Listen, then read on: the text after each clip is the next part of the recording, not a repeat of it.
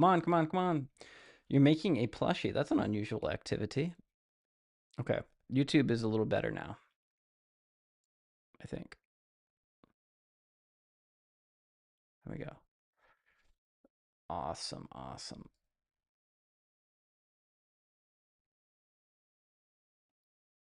Okay. YouTube good now, I think.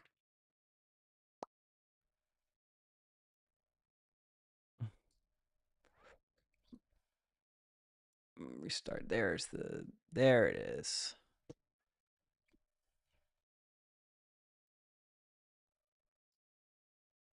Modify. Excelente, excelente.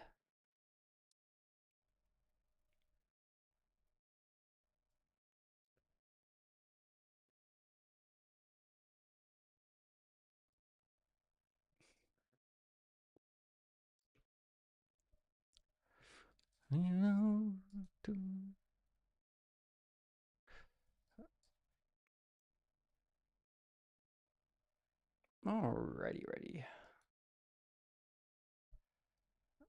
Okay.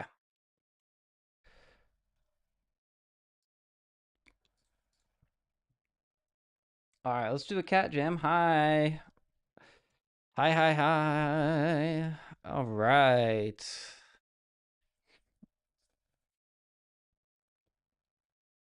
That looks good. Let's get another export out.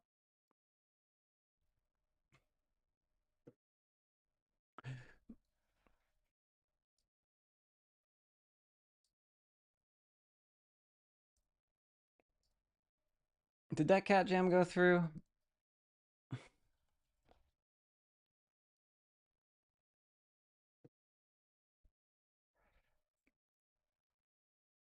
No, the quality is bad again. Why?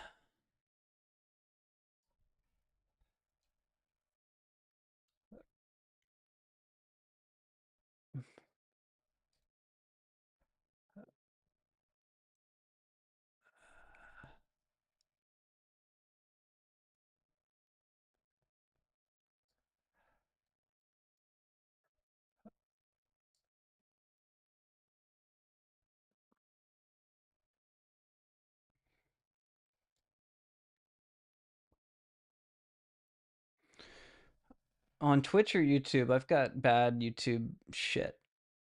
I don't know what's going on.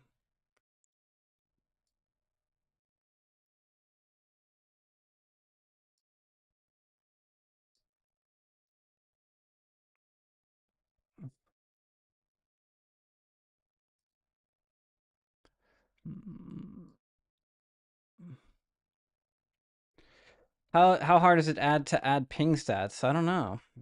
I don't know actually. I wish I knew. I think it's possible.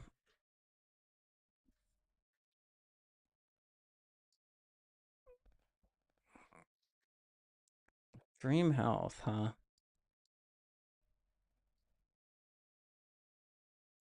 6.1 seconds.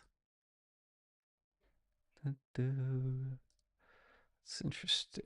Interesting.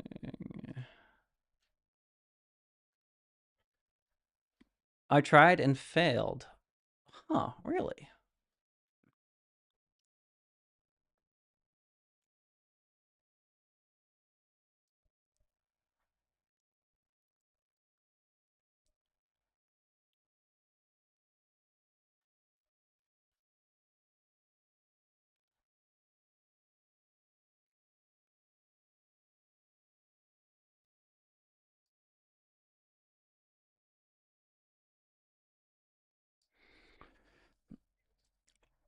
Yeah, I don't really know much about ping stats. I think it's something, there's probably a library or a Godot asset for it, right? Like might even be a Steam asset or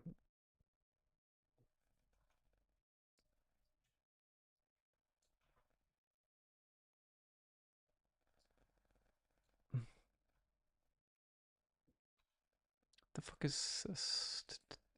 Did I get rid of the no signal viewport? Sub viewport, no signal?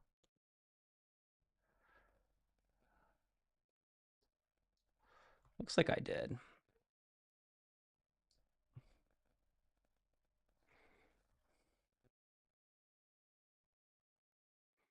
Let's try this. Try to always test your build before you go live here.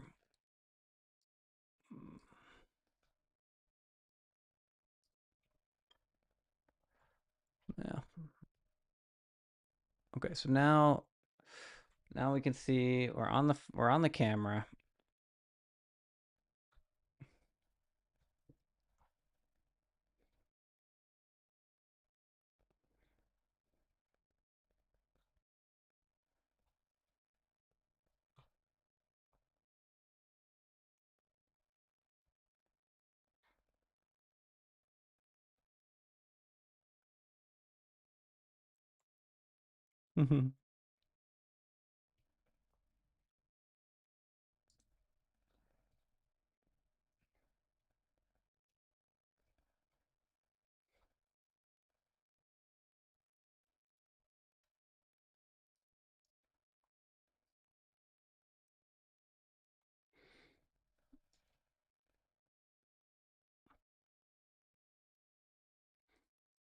So we copied the transform. But in this case, we just need it to be a little further back. It's just like too close. Let's try that. I wish it was, I could make it really big, but also, does my WebRT, does this have a lobby system? Yeah, I mean, it sort of does. I haven't finished it. Lobby systems are really hard. I'm not gonna lie. Like, I could spend all day doing lobby stuff, but I want to try to make a game. Okay, so now what we do is we adjust this camera sub for web. We could like this part. We could measure, but we don't measure. We could just leave it like this, where it just repeats.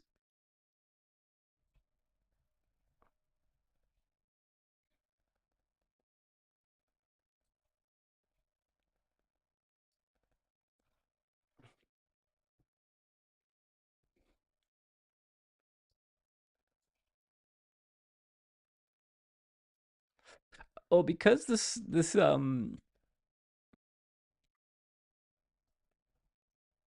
yeah, that's good enough. It's kind of cool the way that works right there.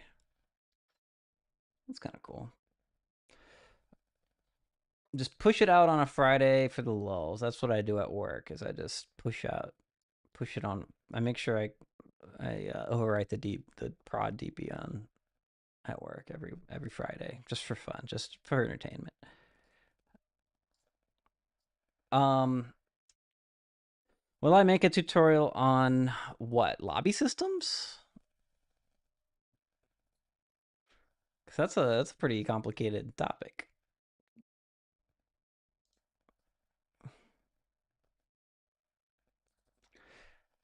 I have a half of a tutorial on it. It's not really a tutorial even.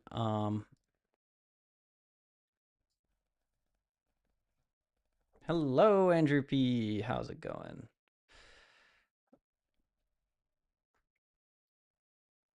Let's give this a shot. I don't really encourage joining because we're kind of in a little in between area, but there I am on the TV. Doing well. How are you? Been better. Been better, I'll tell you that. But hanging in there. We're making it work. We're making it work here. Just we're getting back in the swing of it. We're gonna try some things out here.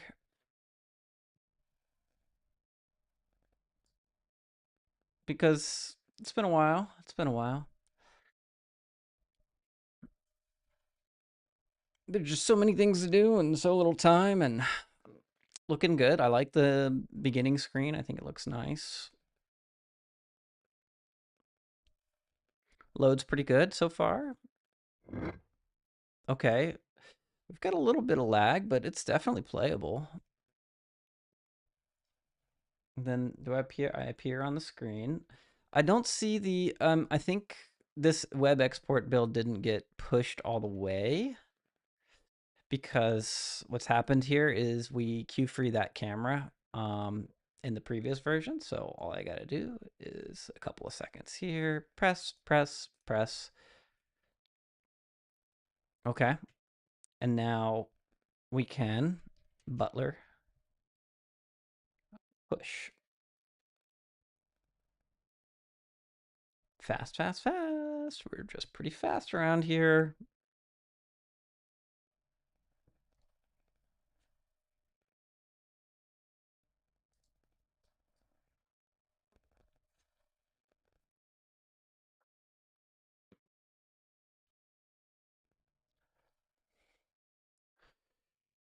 Oh,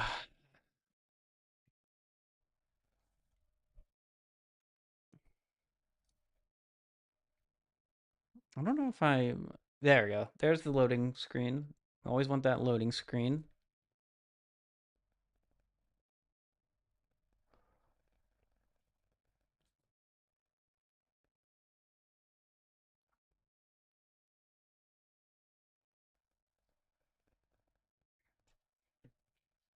Perfect.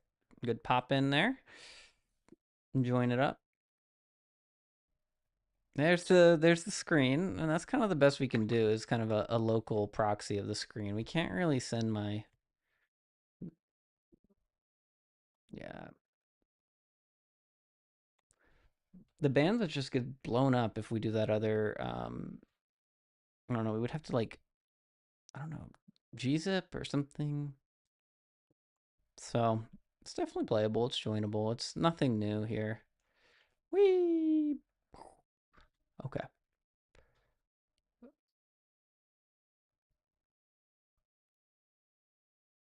Mm-hmm. We can leave this up while we work on other stuff. Let's share it out. One. Honestly, you don't feel like you have to join.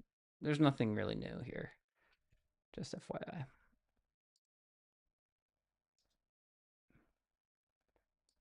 How do I pin on YouTube now? On the pin button on Twitch is missing actually. Uh, I have to go to twitch.com to do that. You know what? Fuck it. I don't care.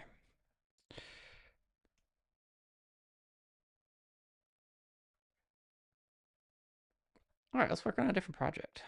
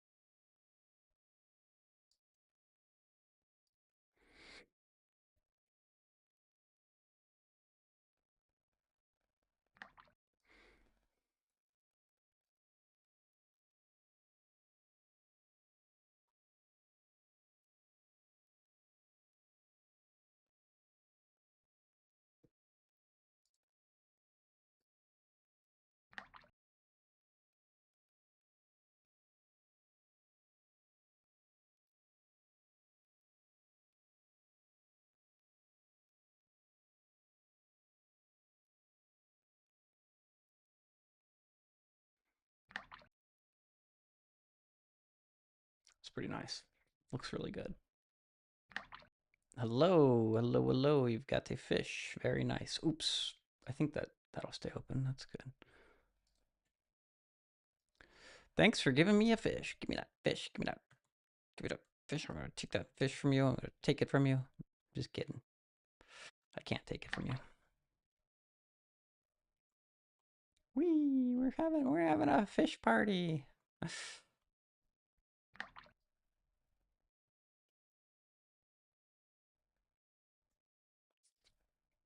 Everyone who's here, just remind me not to make a physics-based game. in the future. You know, just should just try not to do that.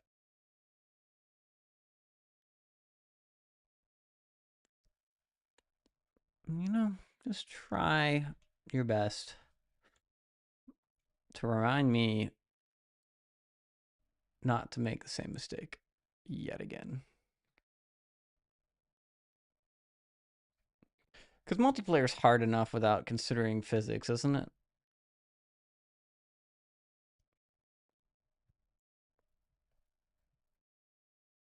Oh, this is cool. We can sit up here and enjoy the view, huh? It's nice. Oh my god, no! I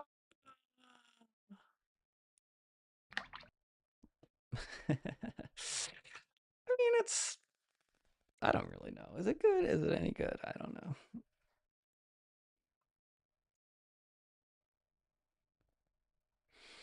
Let's go look at a different project. I'm not gonna fuck around with that one too much.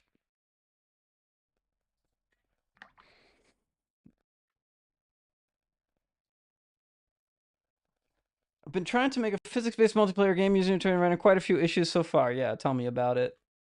Uh, I don't know if you were here. I just mentioned like maybe 5 minutes ago. Someone remind me not to make a physics-based game next time. Multiplayer is hard enough as it is, but in some ways, I'm kind of addicted to the difficulty. So let me know if you have questions, and I'll give it a shot to.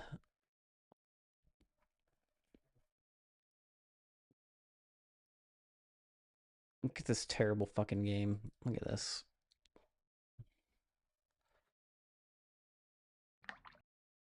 I just killed that guy.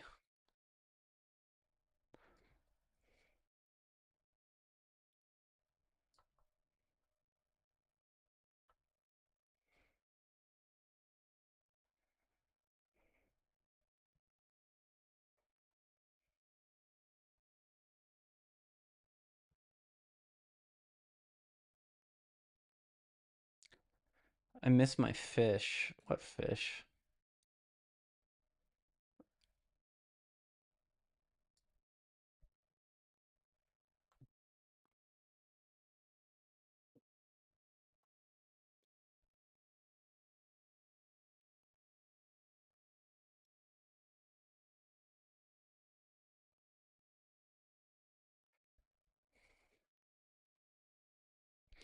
Looked at the strip. I looked at the stream and watched him fall down. Yeah.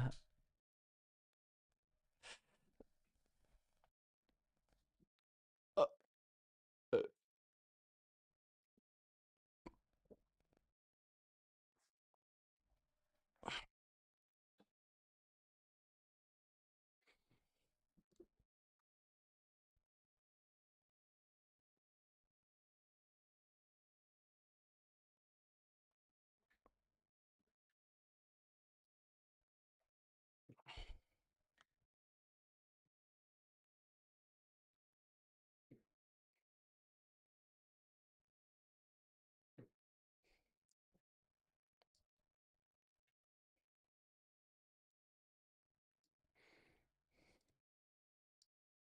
Trying to use a rigid body based player controller I made from an older project, gave up, went back to using the default character body 3D. Yeah, it shouldn't make too much of a difference. In a lot of circumstances, there are actually some benefits to making a rigid body based player. But either way, it's just hard to like make sure you've got the right physics synced and latency and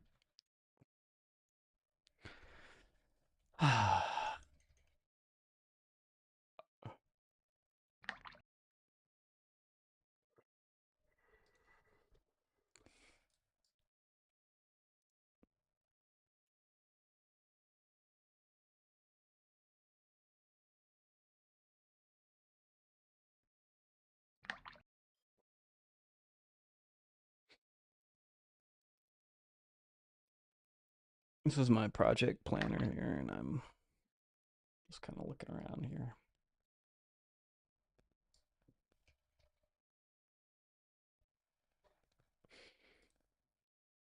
Yeah, I was running into issues with player interaction with other rigid bodies being really bouncy and weird. Oh yeah, so collisions, maybe. You can shimmy, shimmy, shimmy out. All lead back to one place. Only a drink. What the hell are you talking about? What the hell?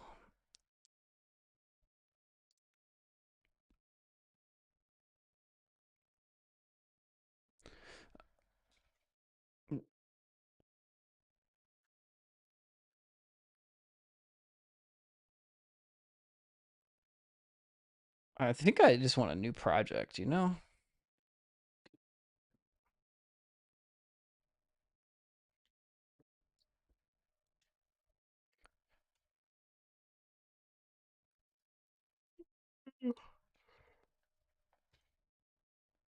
Hmm.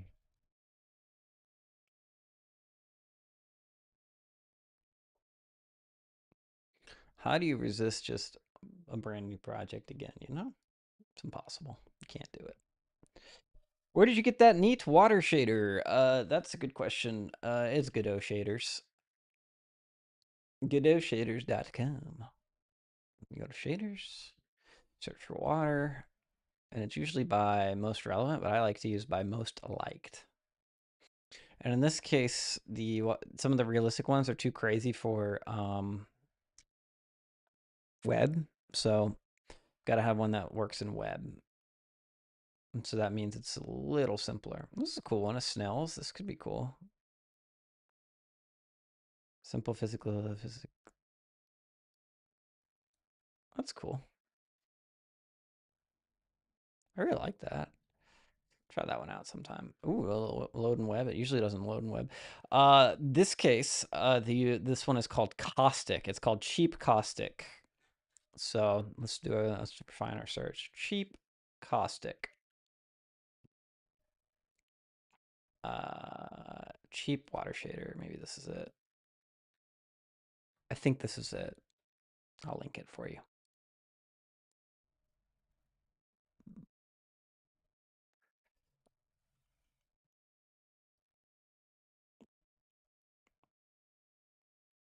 What up?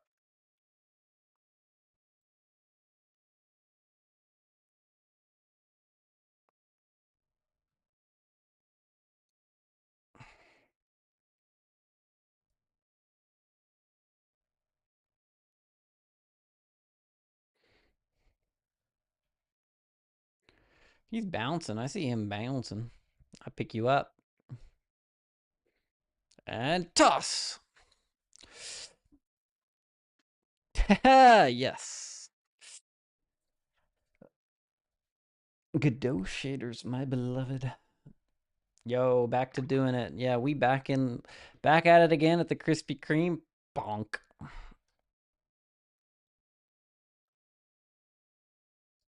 All right, let's do this. So,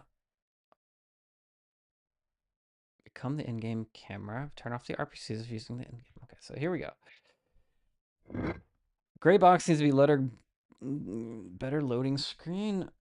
What is uh, pop out solution for alt tab processing? I'll try it once again. You don't have to try it. There's nothing new in here, Arthur and folks. It's like it there's nothing new in the prototype. Um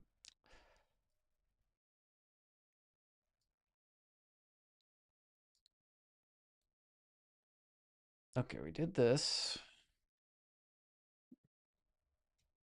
Yeah, we did this. Yeah.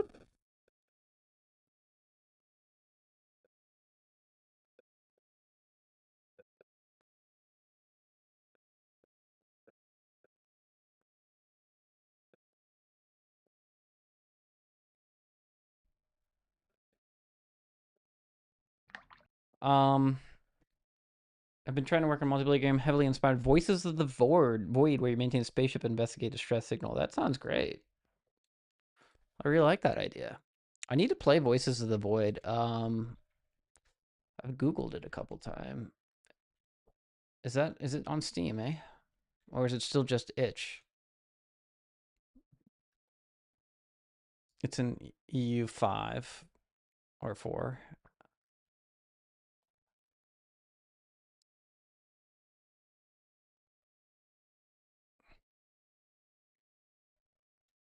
Looks nice.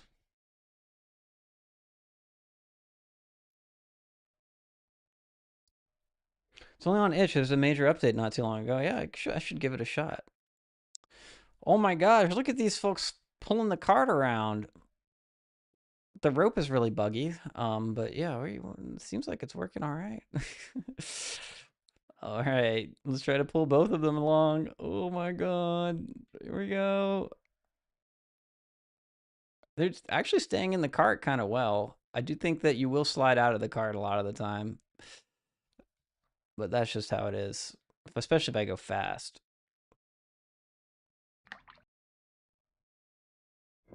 Take a fish. It's a little wacky. It's a little goofy. It's a little silly. Okay. Um, we need a reconnect. Reconnect or relist on WebSockets if disconnected.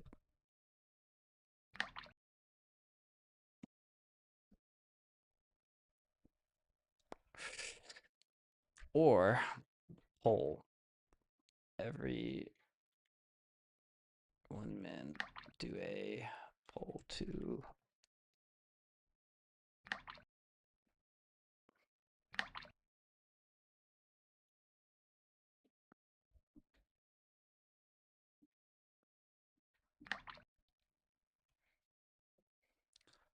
Cloudflare worker durable object persist through refresh. How do I mean,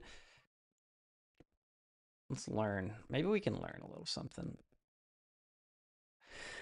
Yes, Cloudflare durable object will naturally persist state through page refresh or workers restart provided you write that stick using the storage API. If you store a stint, and it will live in memory and be wiped out.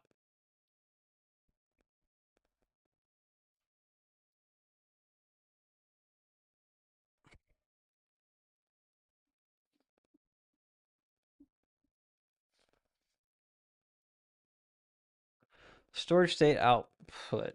Um,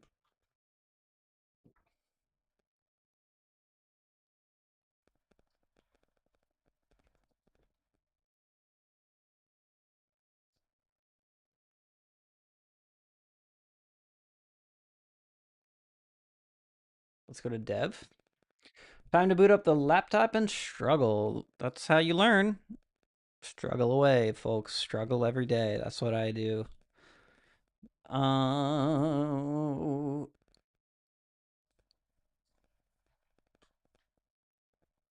it's only on itch, huh?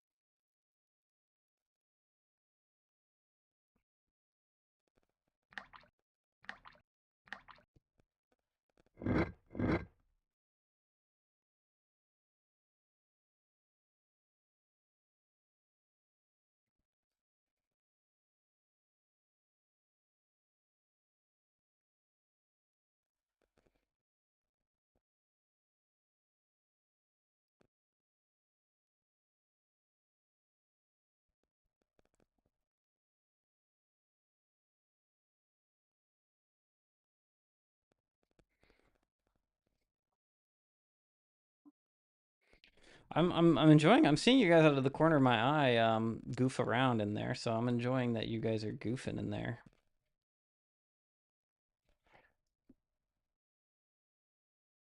It's pretty cool. It's pretty good goofing.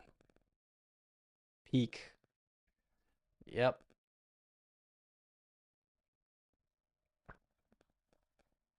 Peak. So what we're doing right now in the other thread is we are I fell off. Where did I? Oh my gosh, it's like glitching out. It's slow. I think the OBS buffer is kind of full. Try this. Let's look here. Let's cut to this.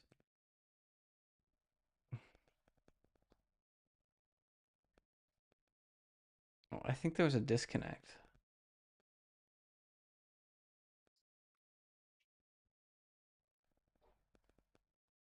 Yeah, it's super slow. So I think I have to restart this. Let's try restarting this. Just turn that off.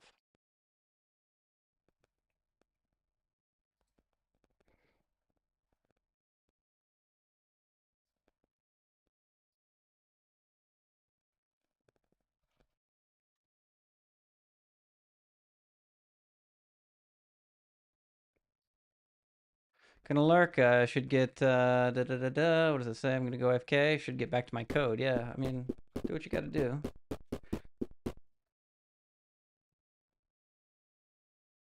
Yeah, this is all buff. This is all worked. So I'm gonna quit this guy. I don't know exactly why he. I should have a debug hook up to this. I should have a debugger hook up to that. That's what we're gonna do now.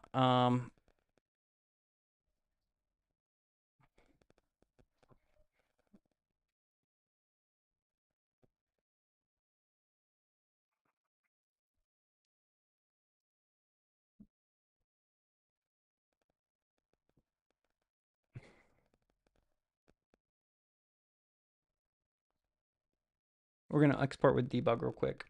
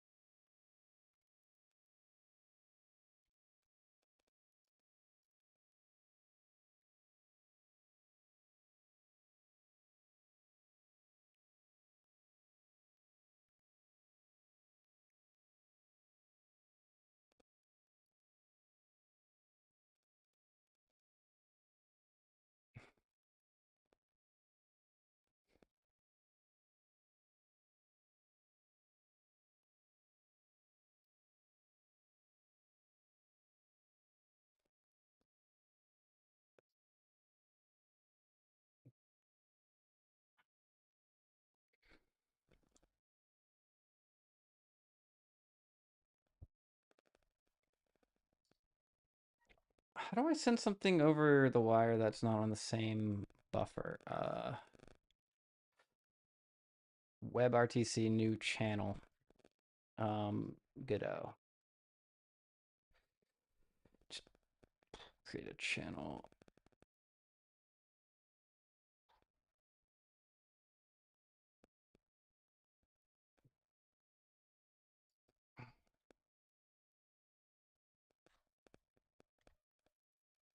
How does this not have a network? Oh, it's called WebRTC. Web.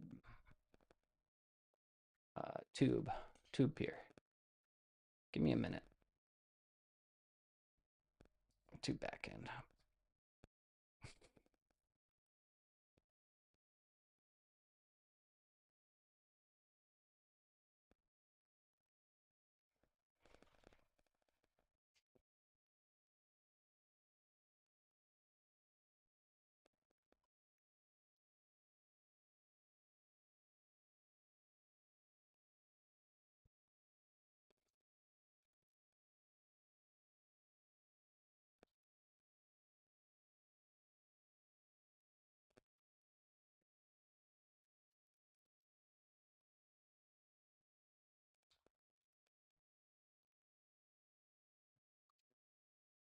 All right, we're going to create a new channel.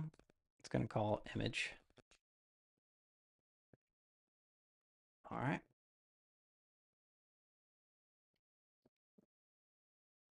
Call deferred right there.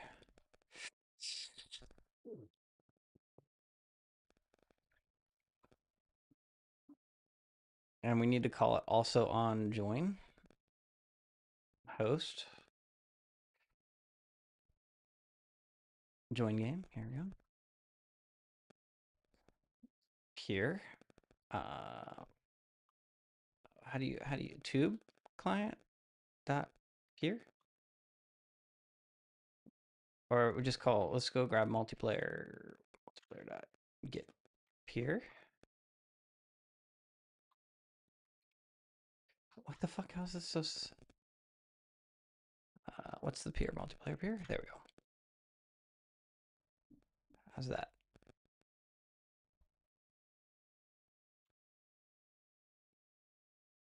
Channel is declared but never used. Store the reference. Godot close unreferenced data channels. Make sure you store the create channel array or dictionary.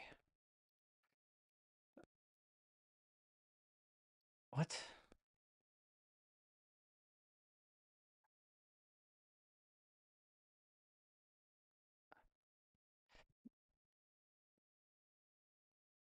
I'll just throw it on the global. What could go wrong?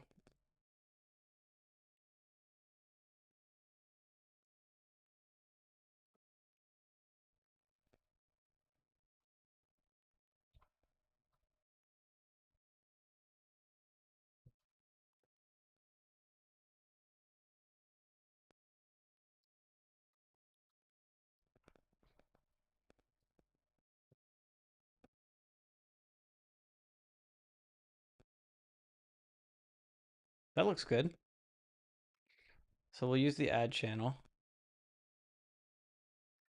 On data channel received.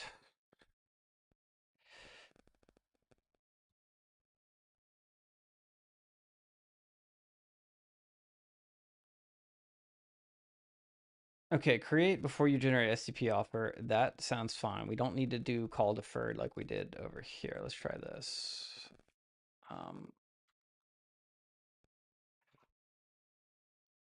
This can go here. Refactor.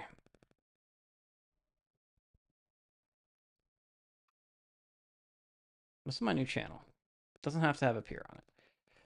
And instead of call deferred, we do peer connected or peer. We can actually listen to this once at the very top. Like,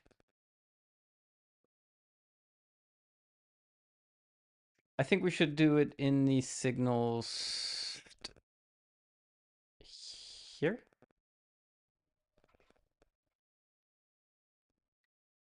Tube client peer initiated connect join session. Let's do it here. Multiplayer. Can we do that?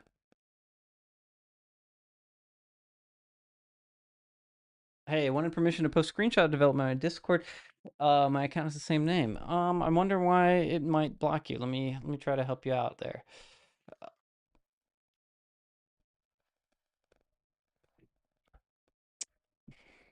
Just see if I can help you out. Oh, wonder why. Where is it? So you should be able to do it here in the showcase your work or something. Oh, maybe I didn't approve you. Okay, approve. Maybe it's an issue with roles. Remember what is your name on Discord? Sam something. Hidden. Yeah, it looks like you might not have a member role. I wonder what's going on. Should be the. Yeah, I mean it is definitely whack. Give that a shot. Can I just like, whatever works. Hey, that's me. It's cool. I just randomly clicking. I'm trying to edit this server. Server settings, roles. Member default.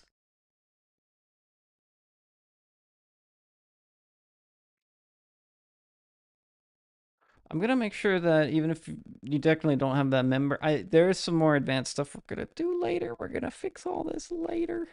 Embed link to attach files. There you go. Save changes. Everybody should be able to use it. Hey, what's up, G? Appreciate you helped so much so far. Yeah, yeah, no problem. Speaking of helping, I do have one more email I need to.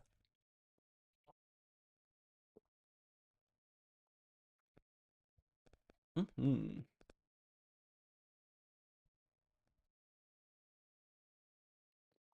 That's funny that I have to press the cut button. I'm still a newbie streamer. How do you push yourself to code on days when your brain just doesn't want to cooperate? That's a good question. So Dying Moon says, can't code, try to work on art. Yes, changing medium, changing the mode, doing some environment or design. It's a good way to avoid burnout. Switch it up. When are you dropping your next banger legendary tutorial? I don't know, man. It's encouraging that people still want some of that content. I just have to find the energy, time, and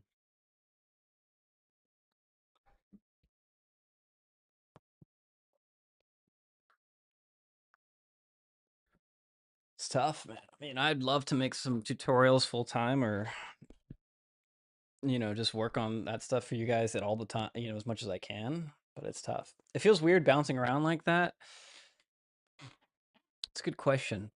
Maybe you can, I mean, some days if you can't code, you just have to do something else, even if it's not exactly work on the game, or just try to like put a timer on for like 20 minutes or something and say, oh, I'm going to do one piece, one little thing, and then you can code that, and then you can be like, okay, I did it, or I got enough that I'm happy. Um, but so here we are. But I definitely feel you. I've had a lot of burnout relating to my tutorial output has been slower because it's just work. It's just work. I gotta work, work, work.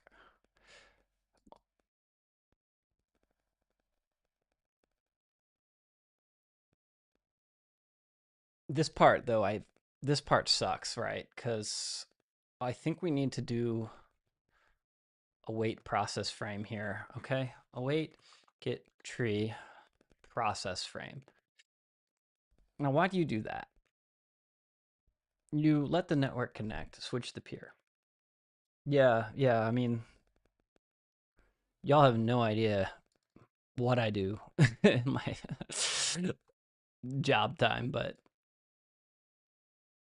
it's wild. I'll tell you that. It's wild.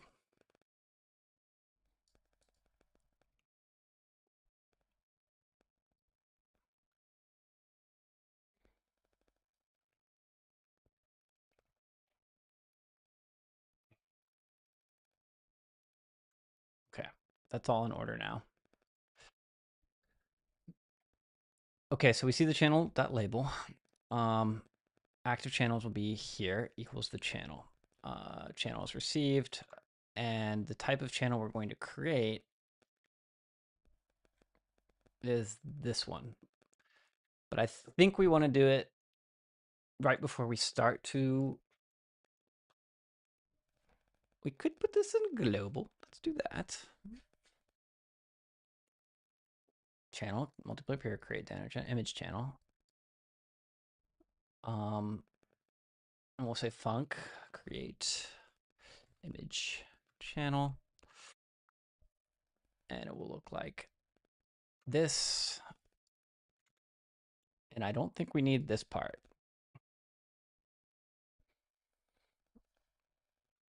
Yeah, a big reason why I haven't been streaming and creating new tutorials is actually day job work. So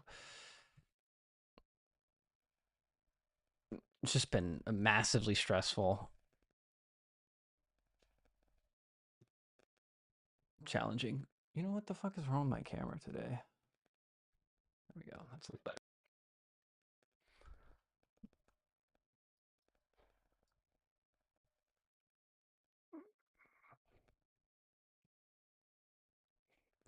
I think the other thing, I'm jumping between tasks a little bit, but I think we're actually getting a good amount of stuff done here. These are the two things I'm working on right now. I am do a create a separate image channel for web stream. It's working on Discord now. Thanks so much. Yeah, no problem. I found the setting for you. Check it out in a little bit. Help with project. This is a test. Perfect. The other thing we are doing here is create a restore from durable object storage. And then we're also going to create a lobby list in web worker. What's this called? This is called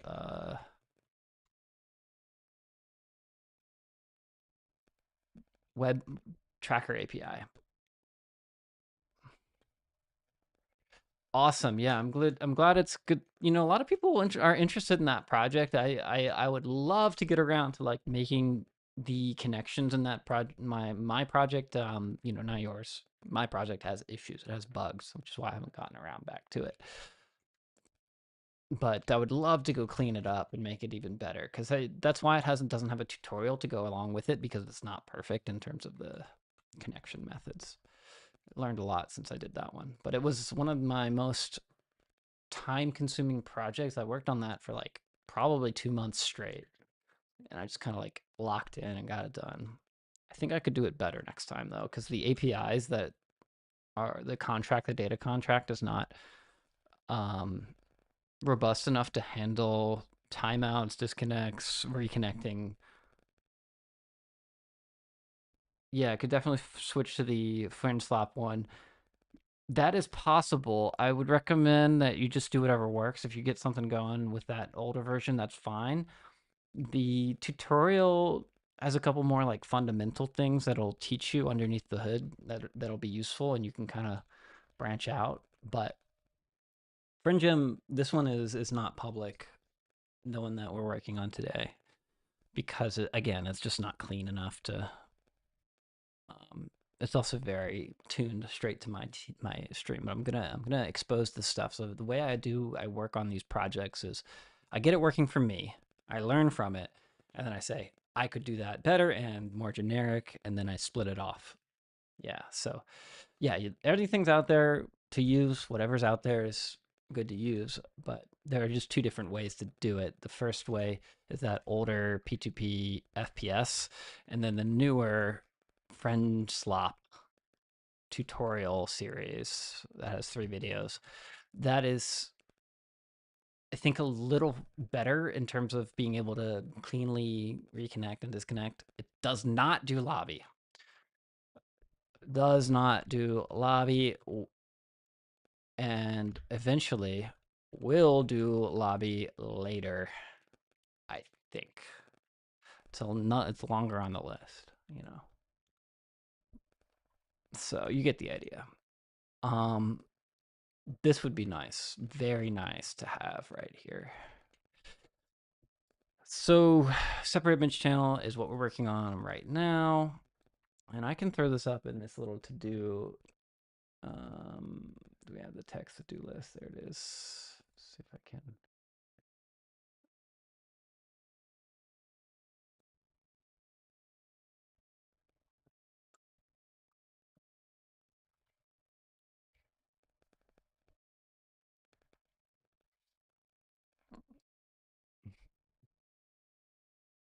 And I can cut and then show that little task list. That's cool.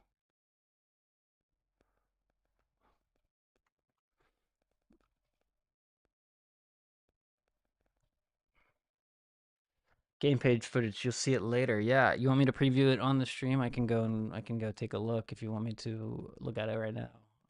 on stream. You don't mind people. I mean, it's public. Later, right? Yeah. You want me to preview it on the stream? I can go take a look if you want me to look at it right now.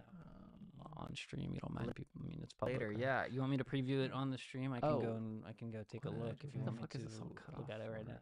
I'm gonna pull this over. Stream, you don't mind people. I mean, it's public. Later, right? Yeah. You want me to preview it on the stream? I can go take a look if you want me to look at it right now.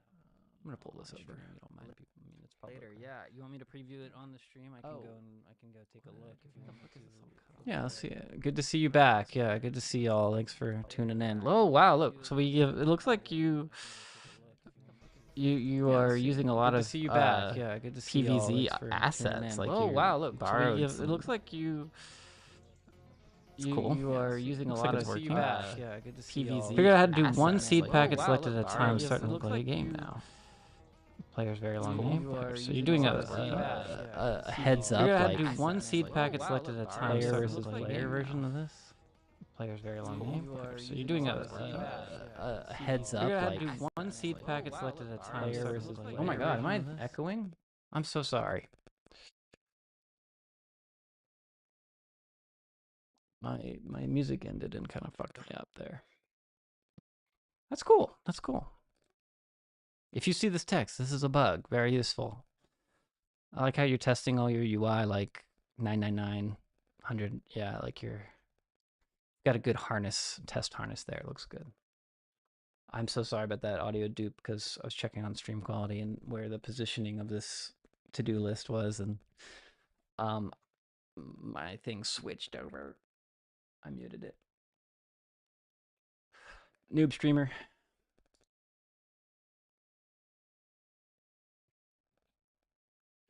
All right, we have created the image channel, but we haven't called this yet. So we're going to do that from the OBS screen scene.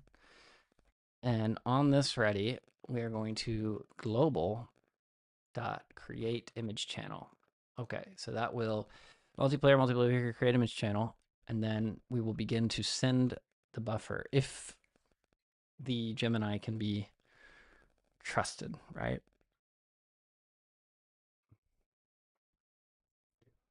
Channels that aren't pre-negotiated, connect the channel receive signals. And channel, that's interesting. What the fuck? What the fuck? I have been AI'd. That's me.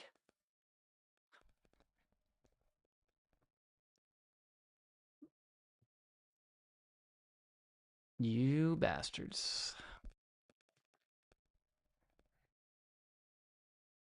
I know, I got that's what I get for using the fucking AI thing, you know. So we create the channel now. Let's ask AI, how do I send the... You know what? I'm not gonna ask AI. I'm gonna ask the docs. That's what we should do. We should ask the Godot docs. Very simply.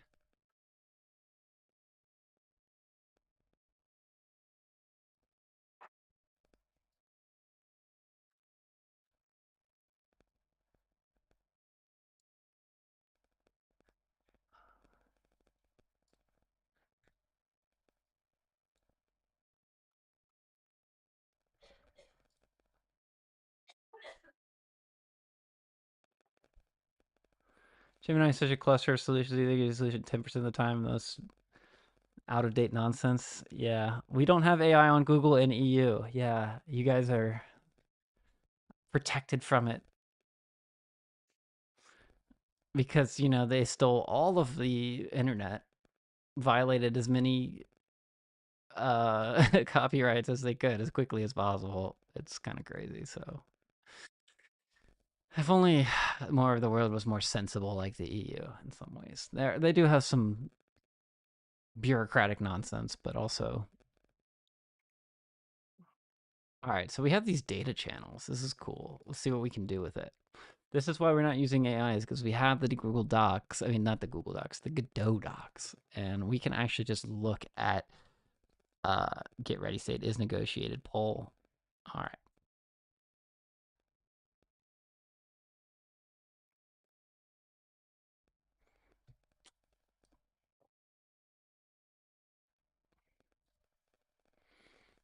Okay, ready state is negotiated. I don't know what that means. Out of band configuration.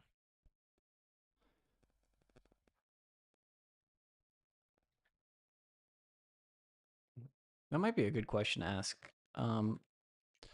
What is the difference between in band? Maybe I can just click on this YouTube actually. I've seen this tutorial. This guy's pretty impressive too. Um,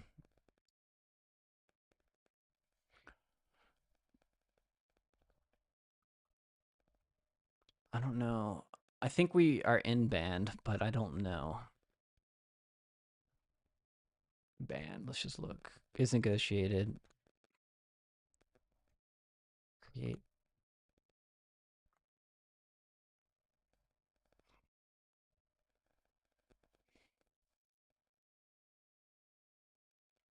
Reserve, but not used for now.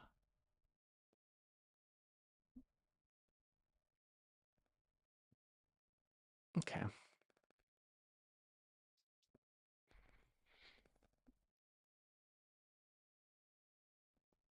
Write mode. Set write mode. Transfer to use. Gotta know for now. Yeah, thanks for listening to Ramble. Yeah, enjoy. Yeah. We can send binary. Cool. Yeah, good luck with your fan game. Yeah, keep us updated on how it's working. If it works well for you, that's fun.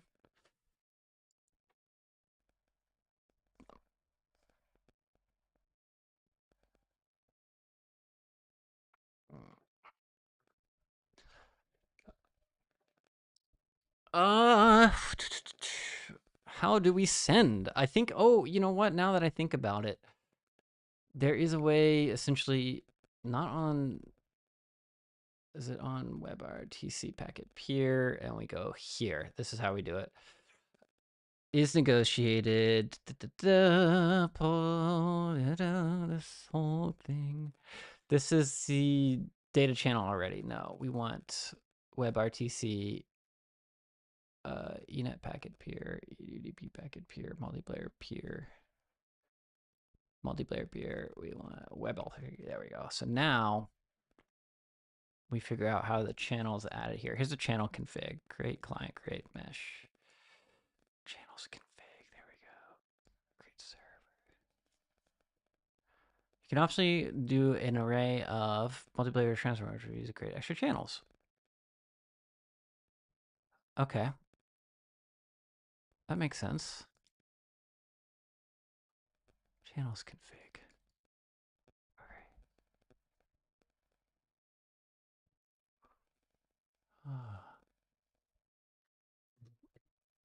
I want 2 channels.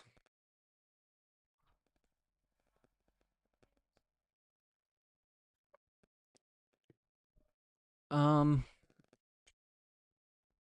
WebRTC channel create server with channel config Godot.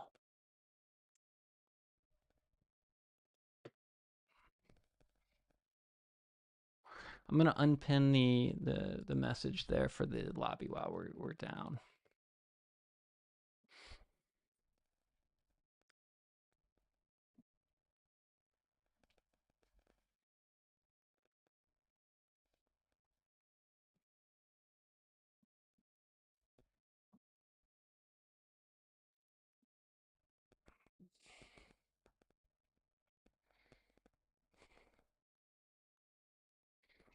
I wonder if we use this already.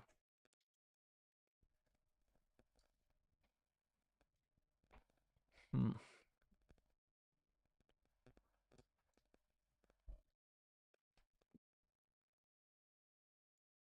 What? Unreliable ordered. Okay, that's an interesting one. I'll be right back.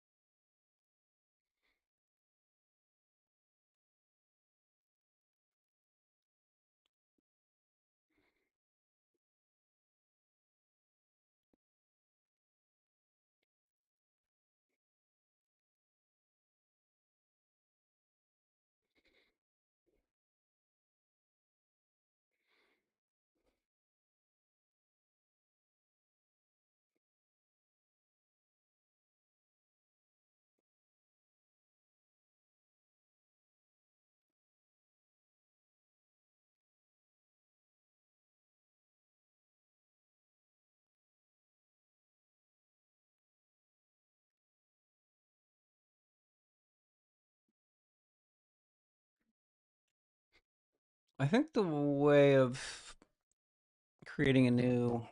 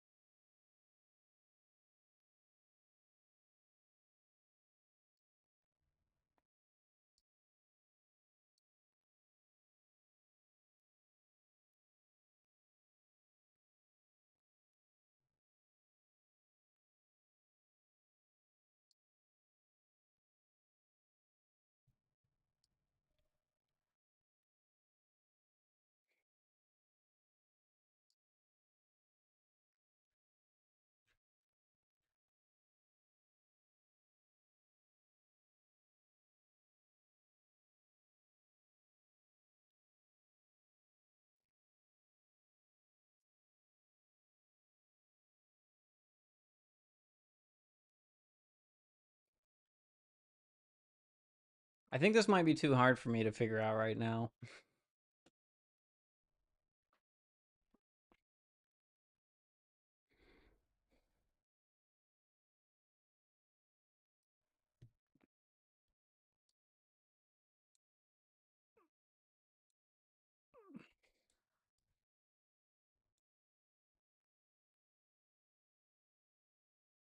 I think you put the channel in the fourth parameter. The name of the channel, though?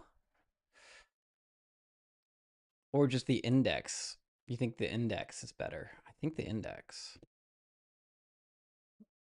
Oh, there it is, an int right there. You're right. Fourth parameter. Okay, so we just put one. It's not an. Is it an? It's an int or an ID? It seemed to be when I clicked on RPC transfer channel. Transfer channel defines a channel. Okay, so the transfer channel default 0. Um, yeah, it's an int, yes, but we're just gonna guess that it's one because 0 would be the default, right? And this is the default. We don't want to equivalent to RPC right there. Okay, that makes sense. It's just a matter of if it finds it. Um, so let's do that.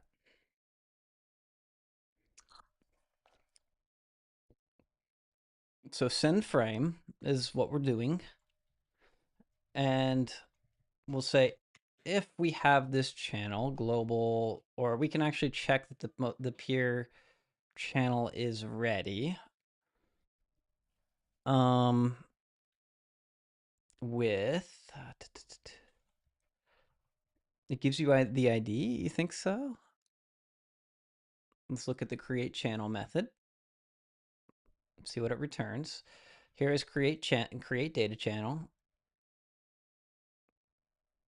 Create default interface. Thanks for helping. You're doing a great job. Um, it's because the multiplayer peer create default channel is only on WebRTC peers. So we might have to trace that here. Create data channel. Doesn't it? And so it returns WebRTC data channel, which is a whole S object, and it says get ID. Okay.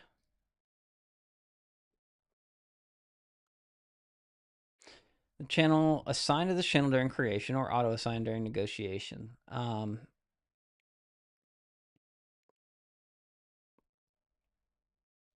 So when we create it,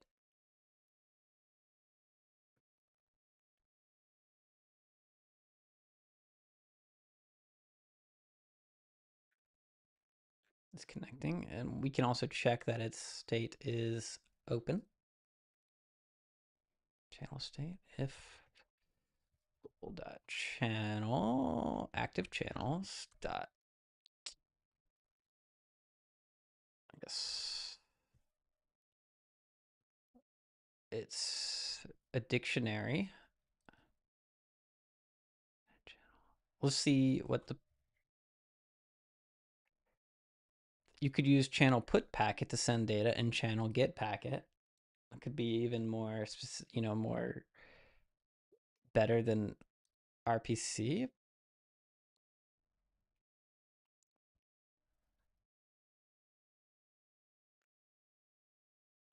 I don't see that method on here because that could be a hallucination. Sorry. Okay, I'm a little in the weeds here. Maybe when you create the channel, it gives you ID. So let's go ahead and just look at the channels. Print s channel. Okay. So debug two things. We noticed that this didn't work. Uh, so we'll do it manually. Let's do window. Let's make it a little smaller.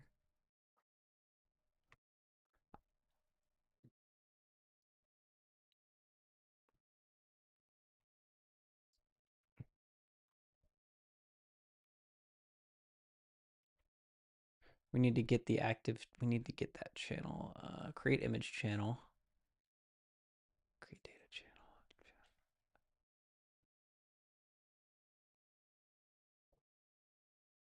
And then this actually fires a signal, and we can actually load up, instead of the active channels label, we could use the active channel ID here.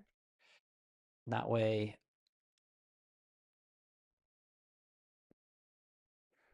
all right, that's an int. That way we just know that the first, or we could keep it the way it is. Sorry, I'm really just kind of thinking about a couple of different ways to do this.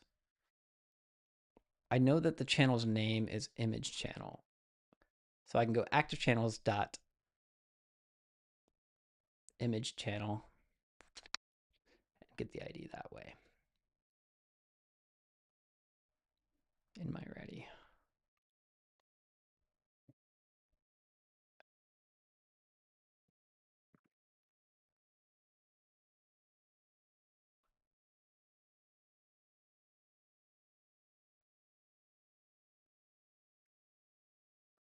Uh,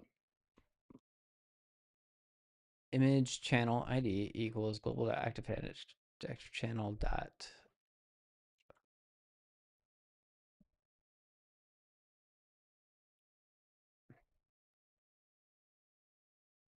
Kind of like that. That's kind of a roundabout way to do it. And then we put that here. It's not a constant expression.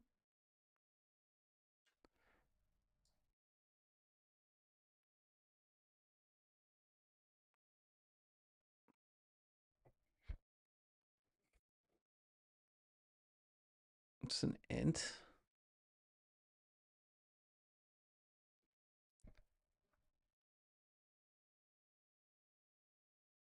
Underlying channel.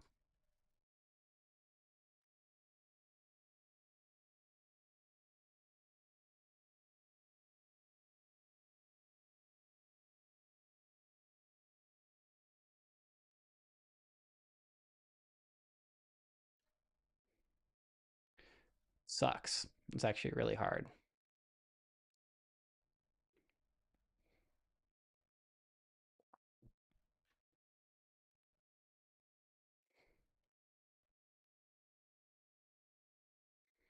Get label.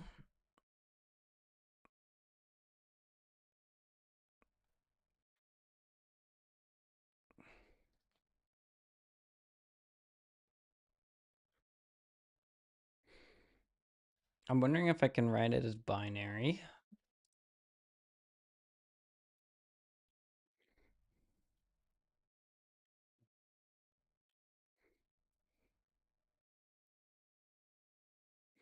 I wonder if you're the same person who gave me this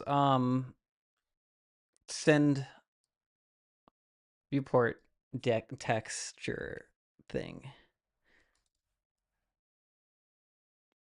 It seems like we could send the whole binary if we set the right channel. The buffer. Yeah, this is what is a buffer. Is the buffer packed byte array? Okay, that makes sense. But we wouldn't have to. We could actually send. Is that we don't have to create that? If we just send a whole binary ass image across the line. I don't know if we want to do that. But yeah, the goal is to get this um on a separate channel because the frames that we were sending, even at one like really low FPS, was flooding the it was flooding my upload or download and interrupting gameplay channel. It would be great if it was just RPC1 on the new channel. I mean, we can just see if the ID is 1. That's one thing we can do. It's just like if it's 1, we can actually print this here. Let's print. We'll also see it because we logged the whole thing. Channel ID. Hopefully it's just 1 and we know that we've done 1. Non-existent call in um, if multiplayer dot multiplayer peer is offline multiplayer peer return. Okay, just don't do it. You're not supposed to create a channel.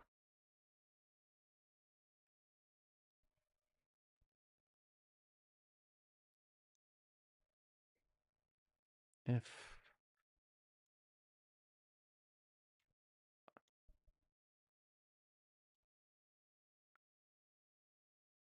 uh offline,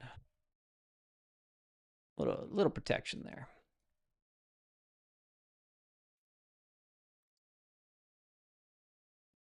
Okay. What I want is to make this smaller. And this one, I would love to make you also smaller. I think we used this one there. There we go. Okay, there we go. Back, back, host, host. Great. Non-existent function create data channel in base WebRTC multiplayer peer.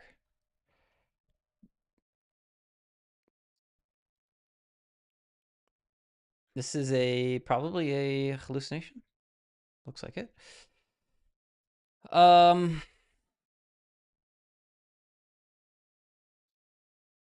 We have to make it on the peer. Yes. Okay. This isn't the right one. We need to say we need to get the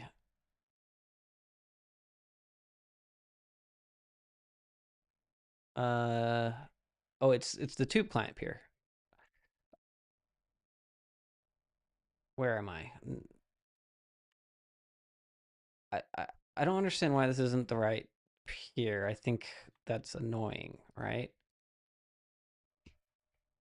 It is the WebRT multiplayer peer right there. That's what it says.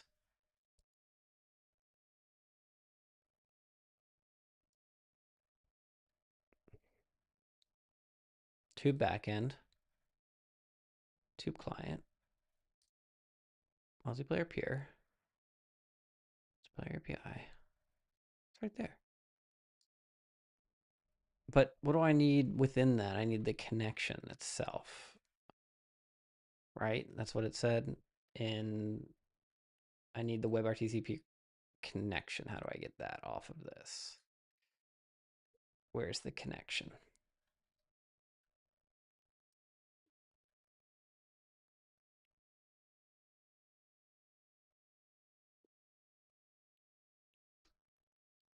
Tube peer? So if I just go peer, tube peer, If I find the tube pier, let's see here. This is a tube backend, tube client. Let's see, tube pier. Last time I checked, the pier was not exposed in the tube API. Wow, you are really knowledgeable. I see piers. It's just empty. That would be nice. Oh no, those are actual member peers. This is the multiplayer peer, and it's a WebRTC multiplayer peer. But I need to get.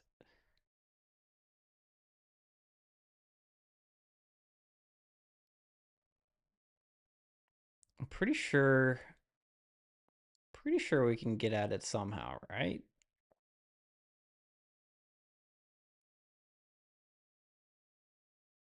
Tube client.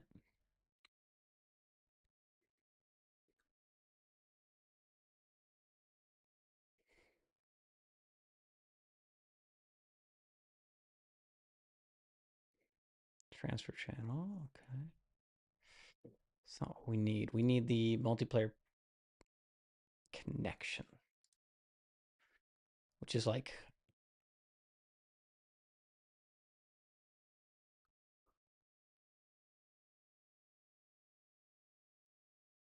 it doesn't it do add ice somewhere? So it would have to have this listed in the code, like adding ice and stuff, right? Okay, so there it is. Create data channel. So it actually has a function for create data channel. That's cool. Is it invoked anywhere? It's not. Well, we'll just call this. Hell yeah. And it has the connection right there. We don't have to pass it in. It's a little shortcut, right?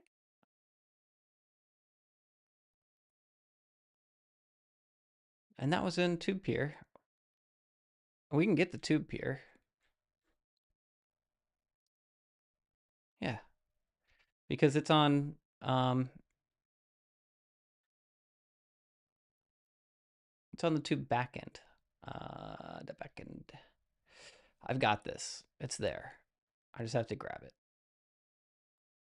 Because we do hook things up. We hook up signals via tube client. It's this problem. This is the problem right here.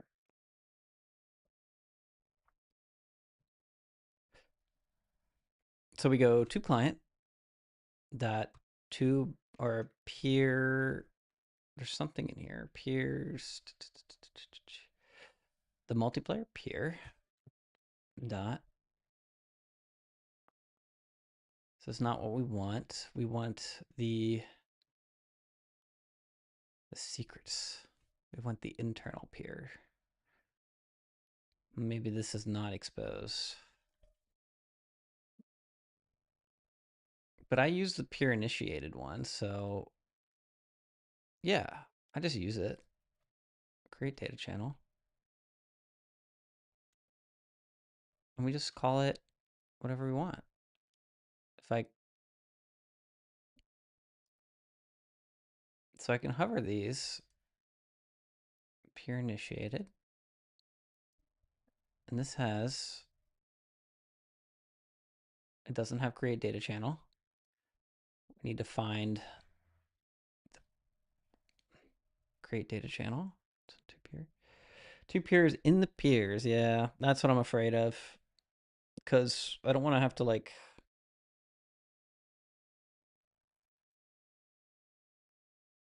There it is. There's the tube peer.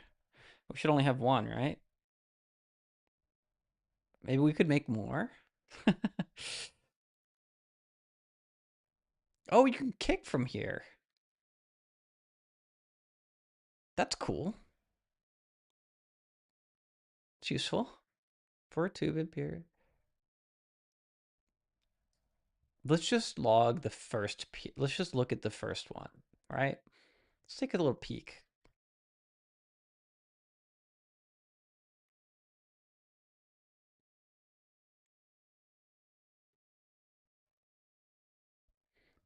I like awaiting a process frame still.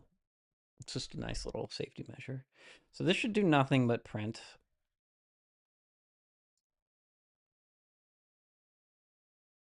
Nothing. We got nothing.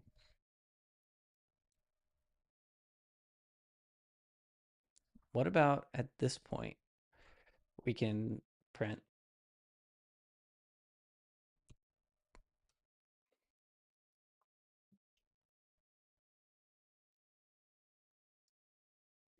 Yeah, this tube client is not put on any global or anything. It's just local to here, right?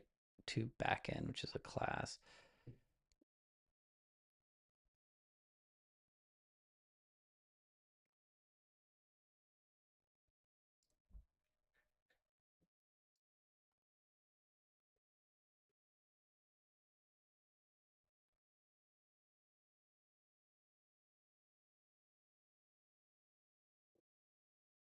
Okay. But we really just want the peer.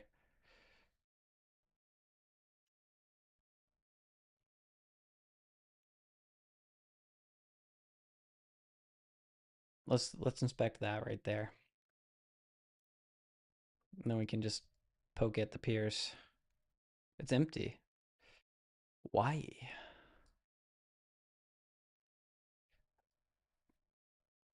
Oh, no, it's there somewhere.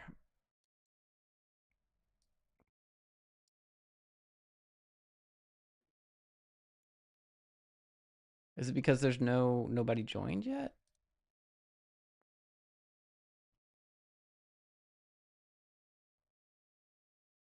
We didn't actually create a peer. I see I see I see it. I see it.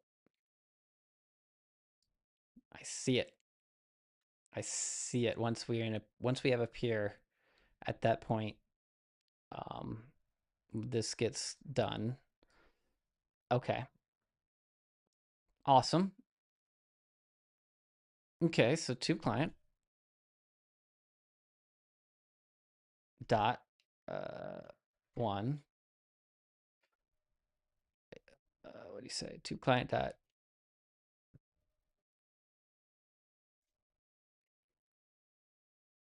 it's a dictionary. Um tube client is a dictionary, right? Or is it what is it? Now I'm got myself confused. Because maybe I didn't. Nah, this is not the right print statement.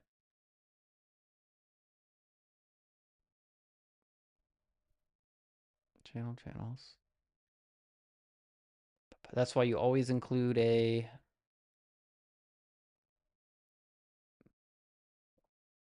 print S with a little debug. This. This didn't work.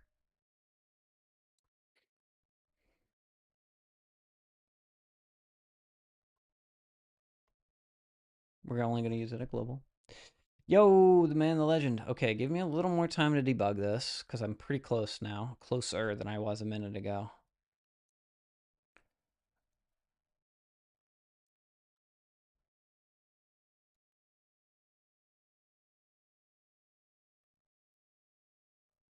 I don't know why channel ID. This is wrong.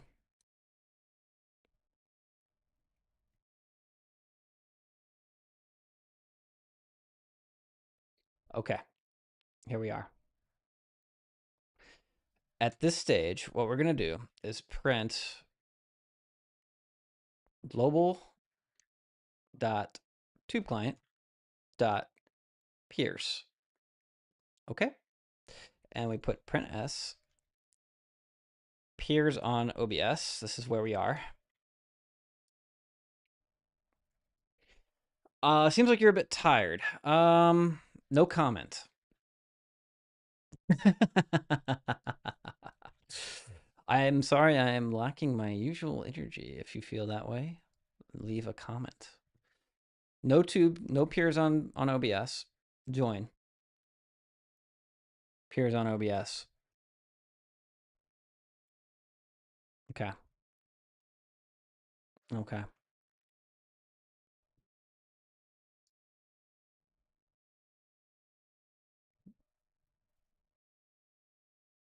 Now that is a dictionary, but it says it's int to peer. Okay. One.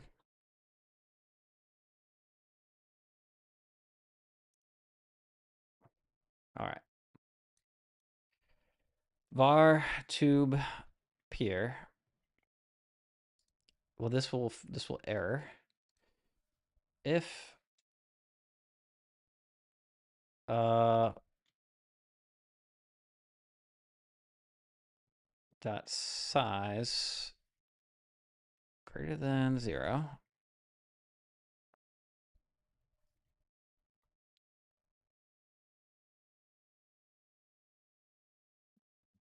Oh, it's the underscore version. Create. We've got all the stuff we need. Create data channel. Image channel. And it is the pconfig. It's going to return the WebRTC data channel.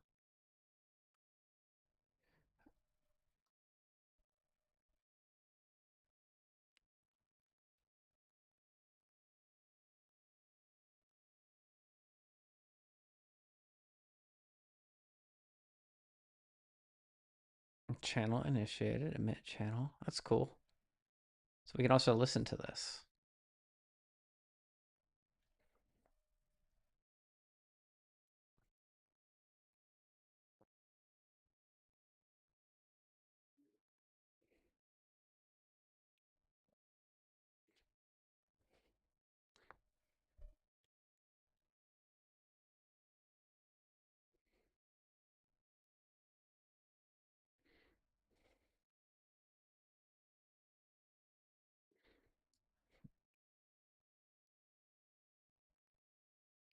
Take one of these.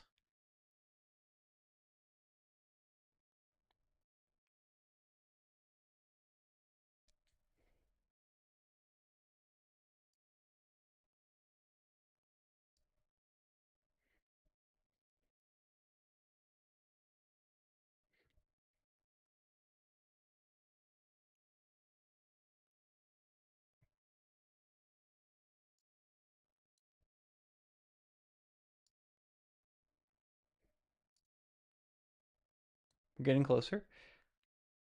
Is the image channel for the web stream really necessary? You tell me. When I tested it, the connection was really laggy because it was flooding the uh the multiplayer synchronizers with extra material essentially. And so I feel like it might be necessary as much as that sucks and as much work as it is. It's also kind of educational for me. So there's not zero value in doing this. I'll just get this into a better format here.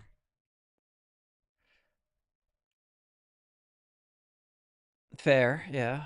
So definitely not necessary. There's nothing necessary on Earth, right?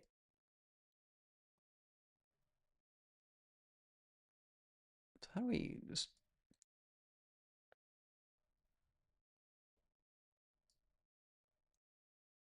clean all this up? Okay. Um, I don't care about the protocol. We do want false.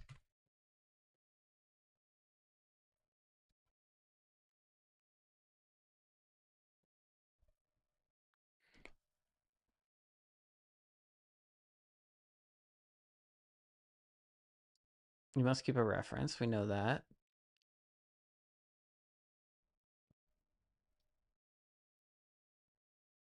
This is just a string, so I can say image channel, right?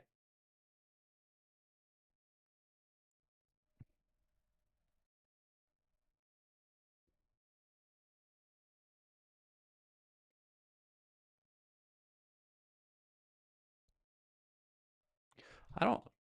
I don't. Okay, this is fine. I think, and we have the ID negotiated up front, which is good. No one's gonna notice if it's out of order. Could have been one of the reasons why it was slow is order.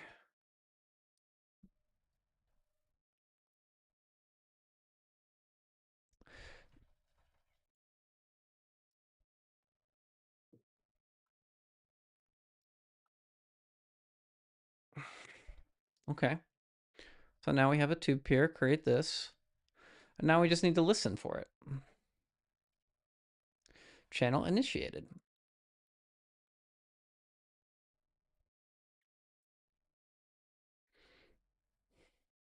The problem is that we don't actually create this data channel or anything until once someone is actually connected. It's pretty annoying. Unless we can find a way to listen to this earlier. We can. It's right here. Perfect. Okay.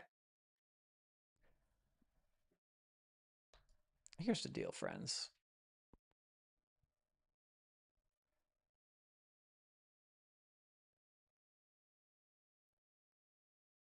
We can listen to that by going like this. Global dot tube client dot channel. Oh no, it's dot. I swear to God, it was right here. The signal is active channels. No, this, da, da, da, da. Tube client session created. Peer connected. No, we don't actually expose peer initiated. This, we can get this peer initiated. Then we can listen to that.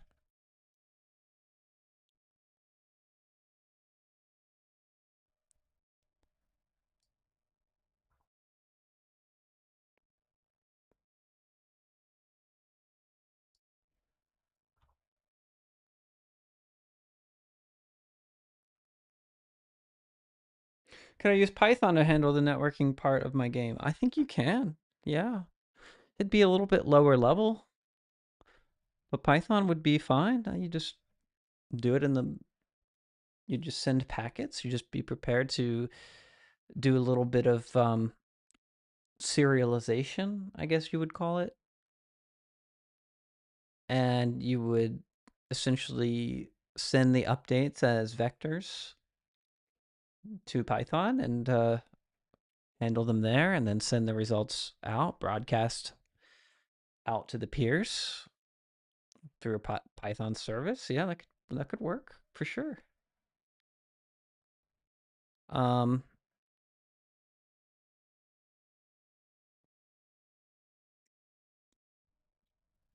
my suggestion is that you could look at some of the high level networking, but you're going to need to use more low level networking, which is actually kind of what we're doing here today. You could do put packet on a WebSockets packet peer, for example, and that would allow you to send packets and receive packets, and that's all you need for networking. So obviously, if you're asking that question, you might already be thinking of a way to do it, and you might have enough experience to get that done. Here on this channel, we make here's games that are a little more active, like physics based. So Python isn't a good fit because we get a lot of nice things in the engine for multiplayer. We'd have to send quite a lot of data to get these to sync well and manage connections and stuff. But so we do it here on the in Godot and through WebRTC. But yeah, that's the basics. The real problem we're having here is that we have to listen to a lot of signals here. We need to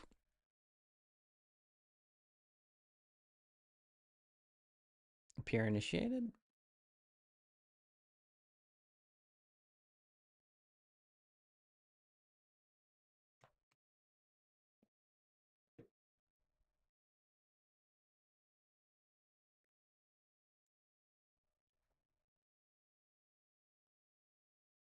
So now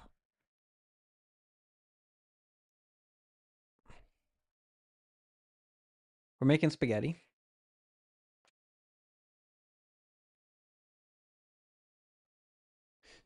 This is so much better. What we're going to do is we are going to now use the peer we initiate to set the global because we know it's there and we have the signal we can listen to. Here's the deal.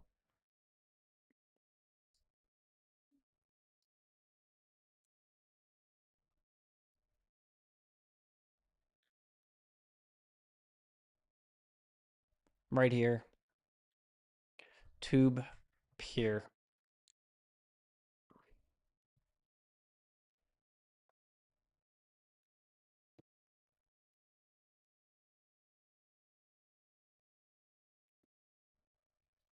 This is much better.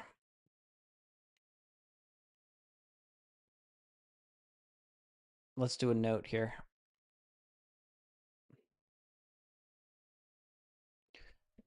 Use for direct access to data channels. All right, you guys following me? What we're gonna do is we're gonna refactor all this nonsense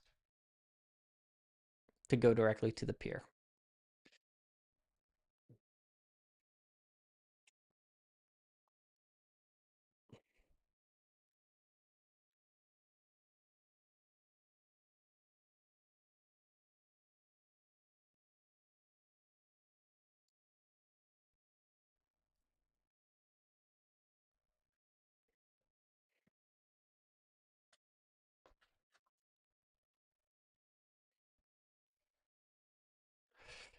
Func handle channel created. Okay, we're just gonna do this. Here we go.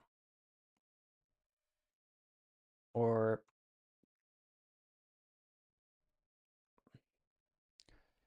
this is the piece that we're interested in here. And we're going to create the channel much, much, much, much higher level. In fact, we're going to create it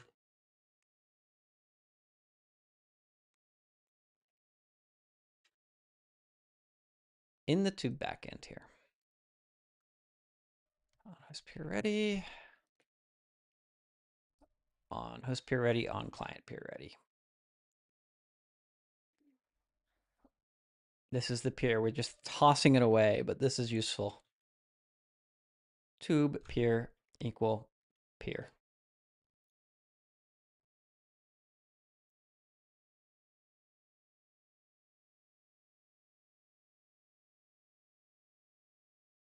All right. Makes sense to me.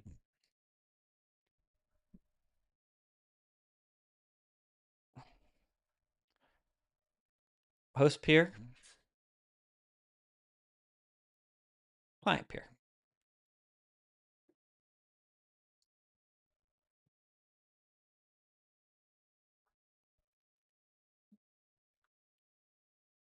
Disconnect all the signals. Clean disconnect.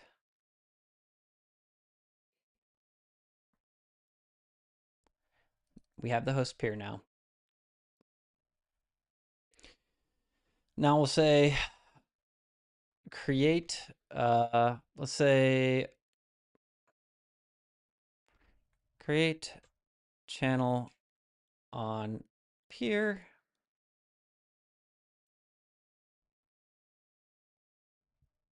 And we will give it the peer to peer. Okay. And we're going to print ready peer, peer, print s.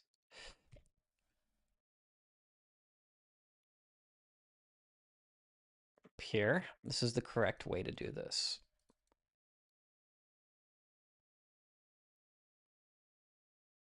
Yes. Okay.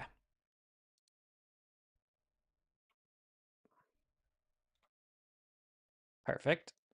Strong typing. Very, very simple. We could do this a little better later, but so far so good. Now, on client peer ready and on host peer ready, both will do.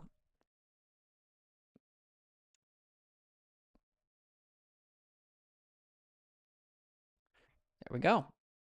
Create channel on peer. Perfect. Test. We're going to test this before we go too far. We made a lot of changes. No, don't tube client label. What is this? No. Okay. Host game. Nothing will print for a while because no peer is connected yet. That's perfect. Join. Then we get print peer ready. Hey, it's crashing.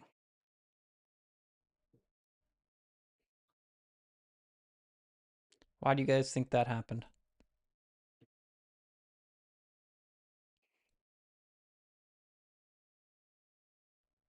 Host. I didn't even do anything. All I did print. Okay, there we go. Printed twice. Perfect. Now we have the same peer. Well, different peers, obviously. But we can do the same thing with them, which is in the back end, we can get our new crazy looking config.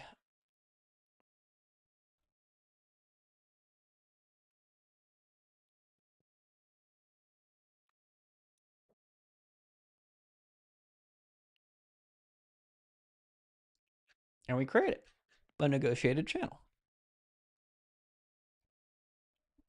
And now that we have our peer, it's a lot easier.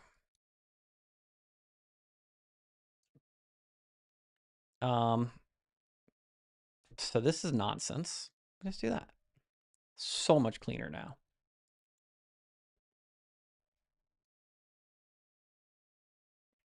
And finally,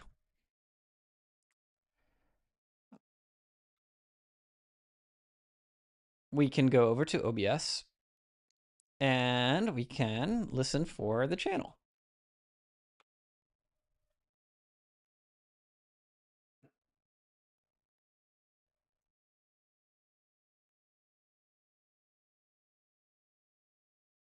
When this gets ready,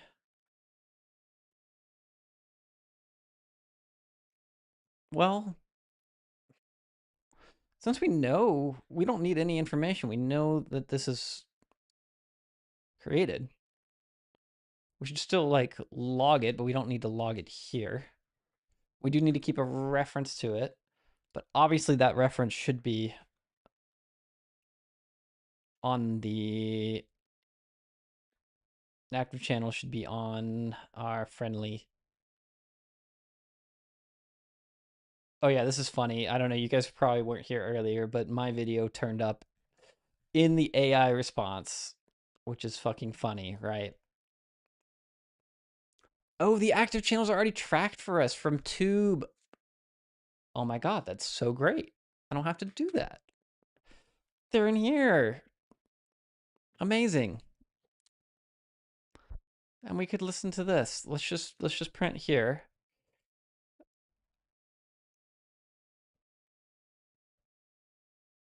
And we'll remove this in a second. I don't have to mess with the memory. Tube is so good. Aren't we all very impressed with it, actually? This is how you should do this stuff. Just use Tube. Get ready state. It's fine. We didn't create it right. I don't mind that. It says null. It says p label, image, p config, image channel, protocol.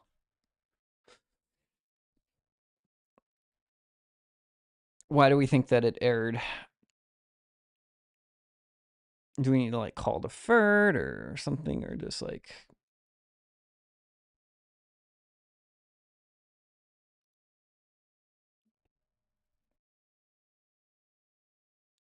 Yeah, let's just call it a first. Let's just get tree dot. Okay, stop running here. There's no tree in this no. Fuck. How do we await? How do we await without creating a timer here? Let's just call deferred.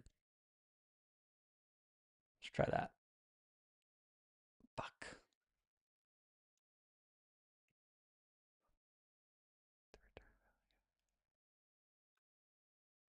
Um,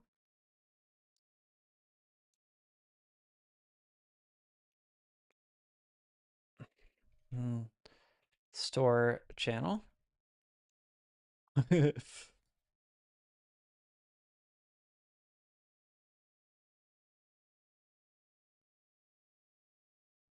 don't don't do this at home, please. It was probably not right. It doesn't need to return anything, right?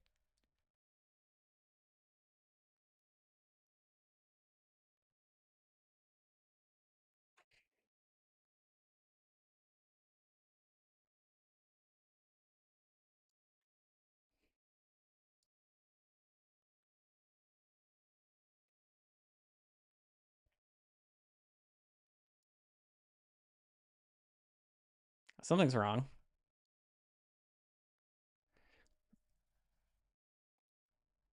Oh, I didn't call it with channel. That makes sense. Let's try that again.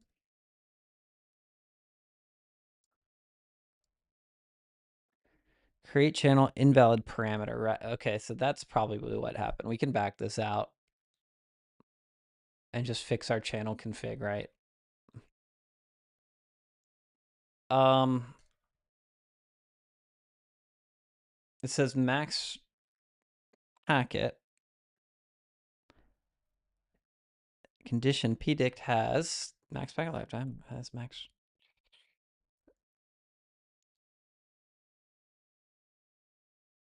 Okay, so create data channel doesn't like that, even though I copied it straight from here, right? Max packet lifetime 100, max retransmits at 1. Unless I somehow goofed the pconfig. Let's see a way I did that.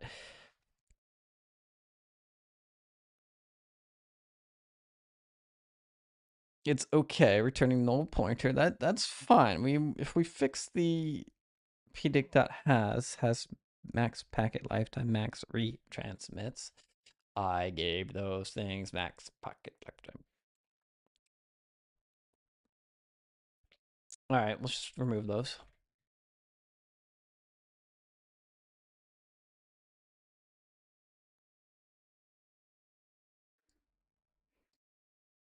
You need to put it in not both. Well, their example had both, so they can.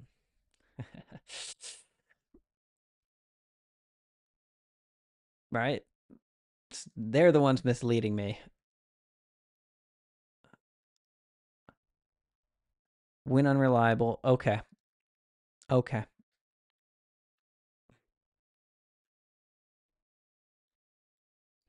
So I should see a total of 8 entries here because we have 3 from the default and a fourth that I created on each peer.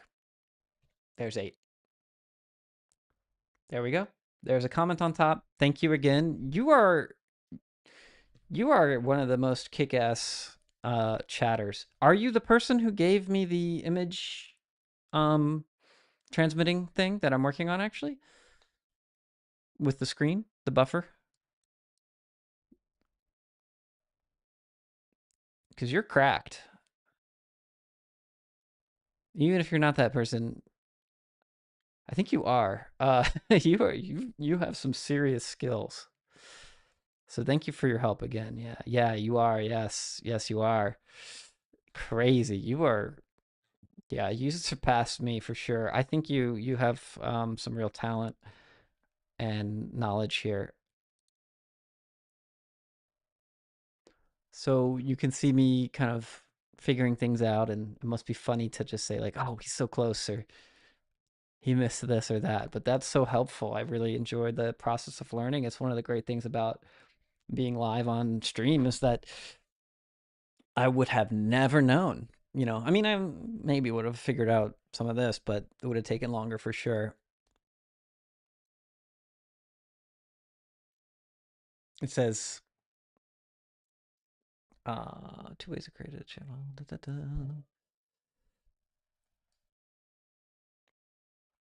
There it is. I deleted that comment because it's so annoying. I should have. Oh, what do we do here? Okay, I'm giving up retransmission in unreliable. Uh, okay, I'm just gonna have unreliable because I just don't think it. Yeah, try to create channel data sets. I've not tried to create a data channel. Yeah, so I'm gonna see if this actually helps us out in terms of alleviating some of the network. Um, the the channel's ready, which means we've negotiated it. We know what the ID is. Um, that's awesome. We can finally do one more little nice test would be to just print out the actual data on that channel so that um, we can actually just inspect that. We're listening for it in here. Print channel ready. Print channel.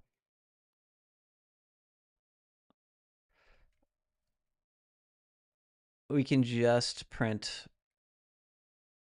the channel, and that will probably serialize it a little better, right?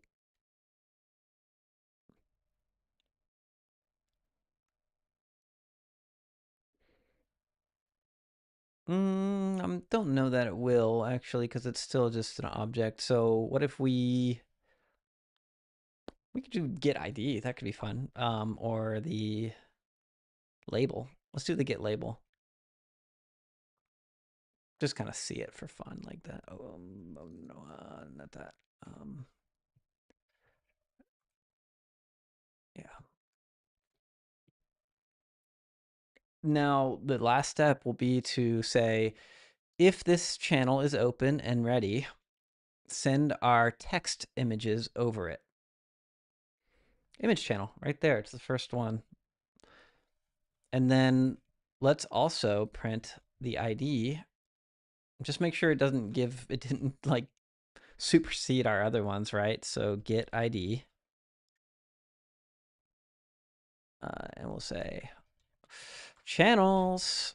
And this is useful when we want to make a voice channel as well, right?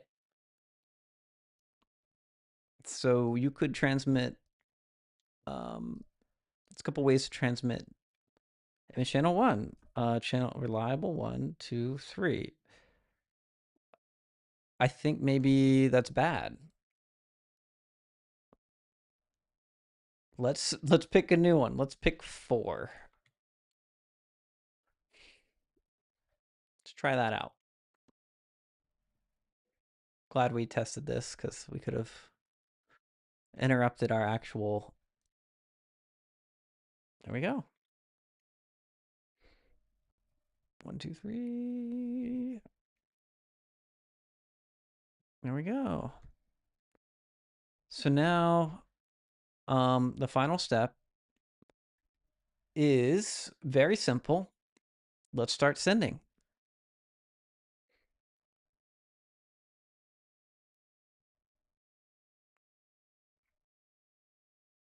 This send frame will go over RPC 4. I don't really care. Hard coding it is fine. FPS 5. If timer FPS. What should our frames per second? Let's just do 0.5. I think that'll look good enough. And use web feed. We don't need to do that. And we could say global dot peer, tube peer dot channel, active channels or channels. Create data channel, channel states. Apparently it's already storing channel states. Wow, look at that. Whoa, Tube is so good. Tube is so smart. I didn't even need to do shit. I just say channel states 4, right? If we get, I mean, this is kind of a check we don't need to do, right? Because we know it's already set up.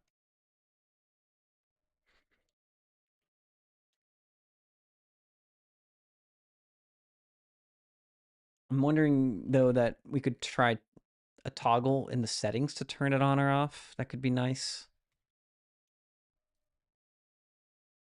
But for now, we'll just have it on by default. Hmm.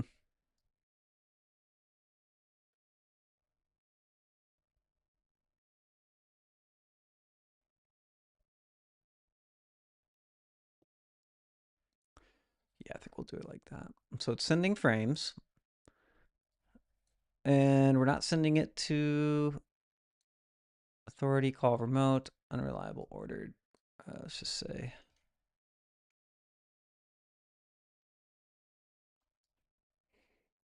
perfect. And finally, we have to queue free the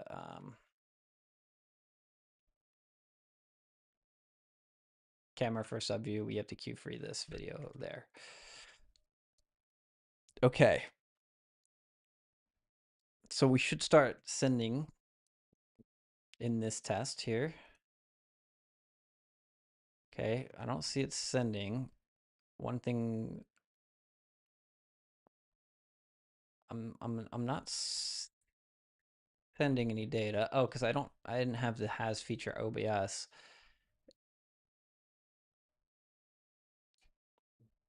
Let's export a server. I'm gonna export with debug. I meant to do this earlier.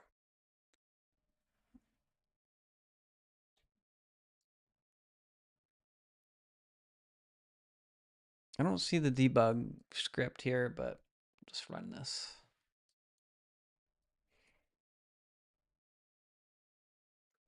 I think I exported a client. I did. Um, let's export the actual correct thing there.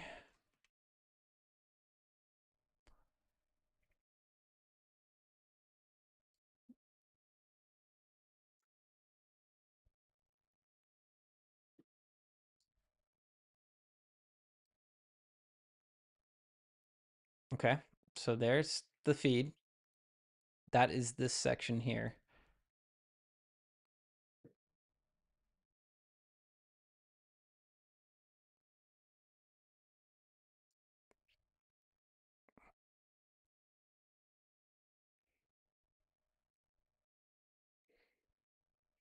I don't see the feed yet. Node not found. Okay. Oh, did I queue free something wrong? Map.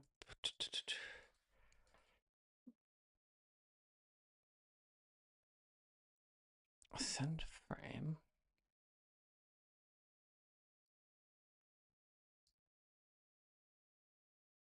Stream viewport texture.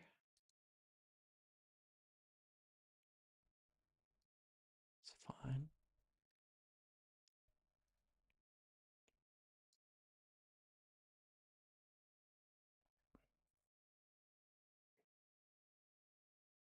Okay.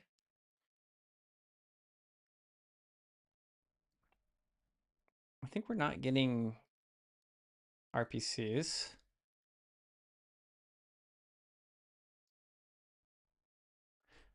because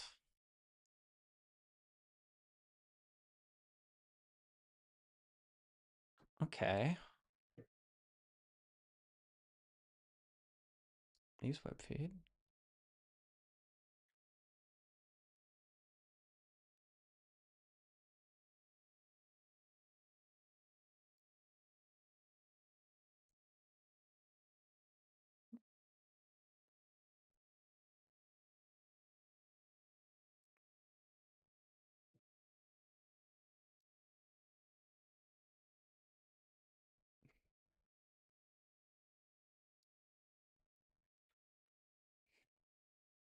where I might have deleted it.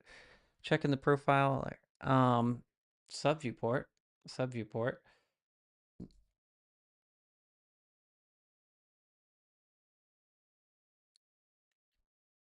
So how's this process working? It's sending the frame of the sub viewport get texture. That's fine. This is all good. And in the profiler, you think there could be, I don't think it's getting any, yeah, I did observe it in the network. Yeah, there's no, there would be, these RPCs are happening here like that, you see. So that's the fish, that's the fish.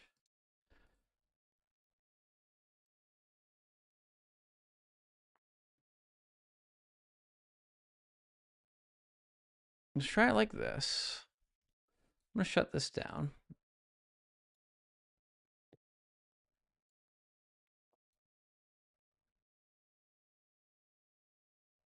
Okay, here's our host. We should see the, there we are. And then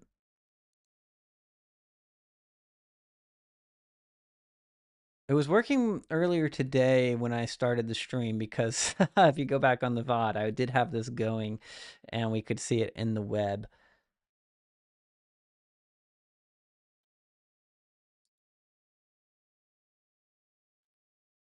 Oh, shit, there's something going on in the debugger. It's going crazy. Send packet. Unable to send it on channel 6. Max channels is 3. Okay, so what does that mean? Channel 6? But 4. It says 4. Why am I... Why is it saying channel 6?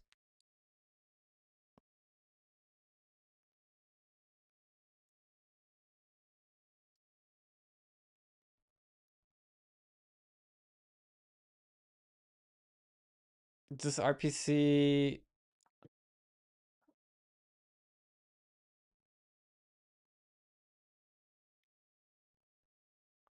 Channel. An int represented the channel. Hmm.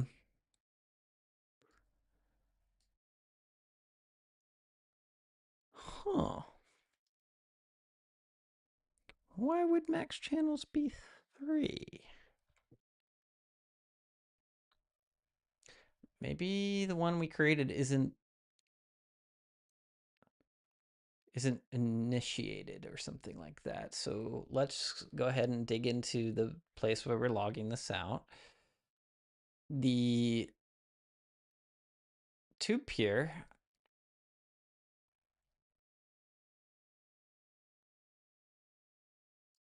has channel states.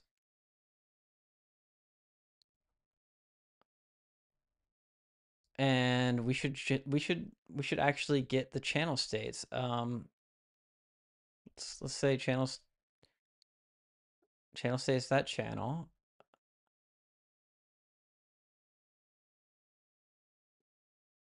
Maybe wait, I pass it as a string. Maybe I pass it as a string. No, I have a 4. I have 4 there. That's an int.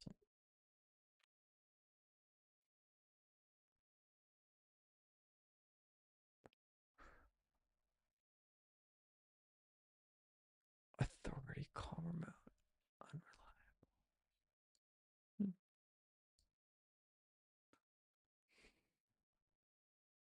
Try 3. 3 is one of the. It's not image channel. That's the RPC. That's the Try it, but I don't know why I would say 6. I don't think that would be our new channel. I think that's one of the 3 that WebRTC comes default with, essentially.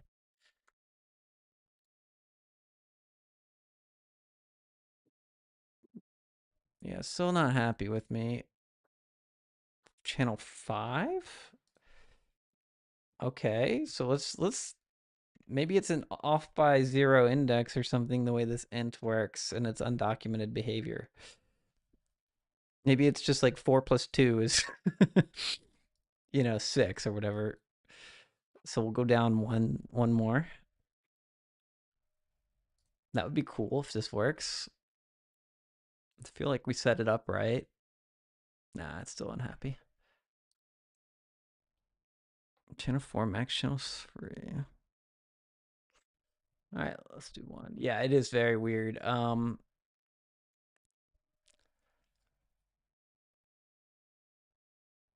That should be the ID that we want, right? Like,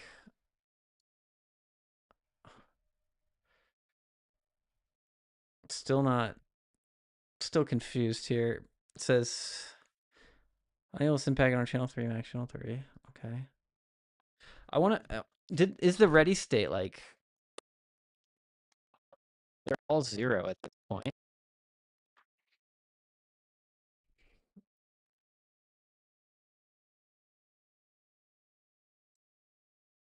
Do we have to wait for them to be ready? That was one of the checks I was going to do, is essentially, is it in, this is connecting state or whatever.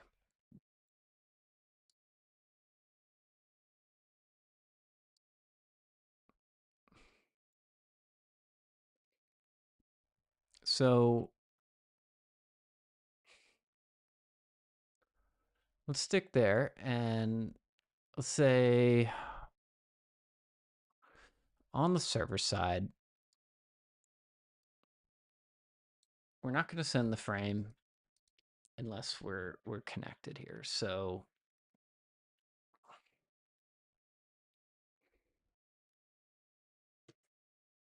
we need to wait.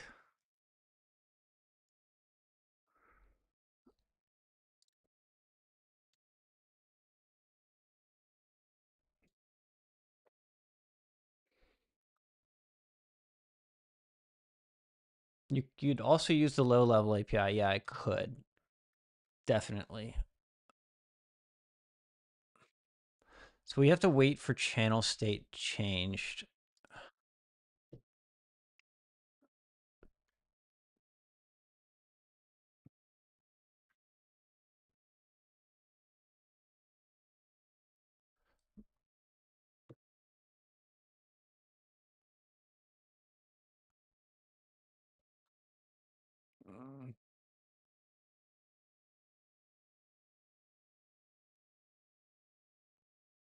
So we'll listen for this to turn on the process.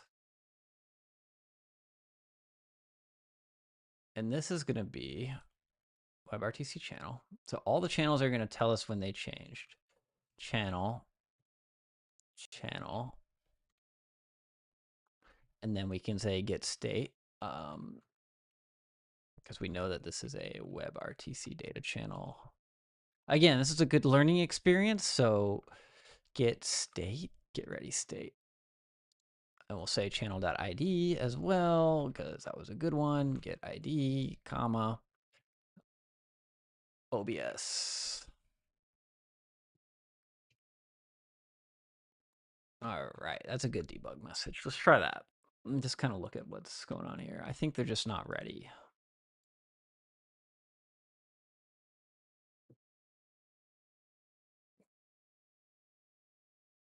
To peer channel state changed. It's definitely there. Oh, I just want to. Oh, I need to wait for the to peer initiated.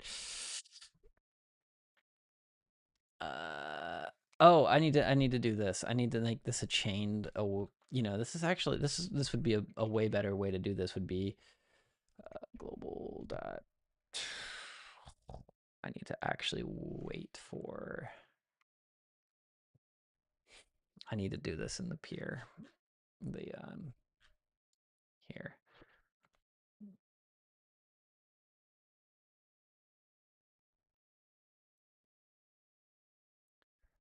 Just do it here. Peer.panels and just connect this on channel state. we'll just look at this real quick. This is just for information anyway. We might have to bring this and back up a level when we're ready to actually use it, but we don't need to consume it right away. We just need to know what's going on in there. So we can do it here, channel, WebRTC data channel. Okay, so now we wait until we have the peer before we connect that particular signal. And that's just a little, that's an easy way to fix that error, right? Okay. So join, we should see a bunch of stuff. There we go, 111, they're all ready. Okay. Okay. So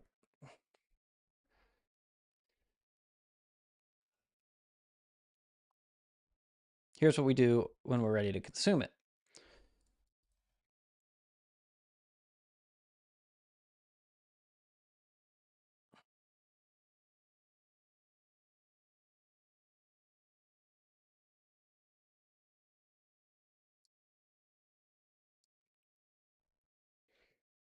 We need to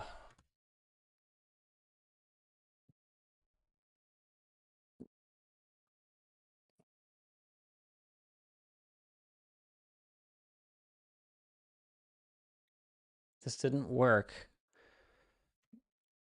because we're not,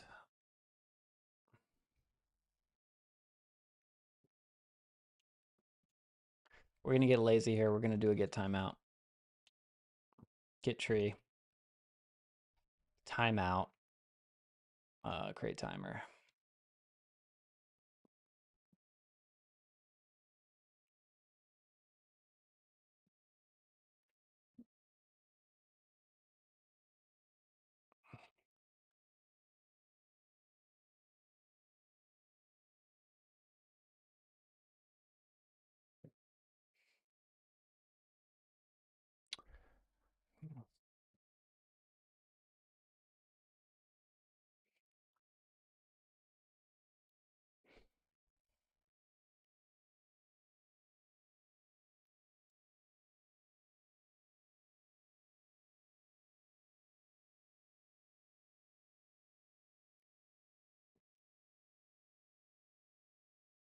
We could do the peer initiated, but I don't really care right now.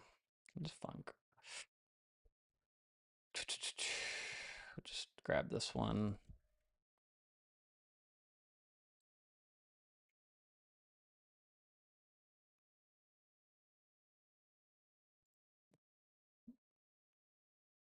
Wait, this will be too late now. Damn it.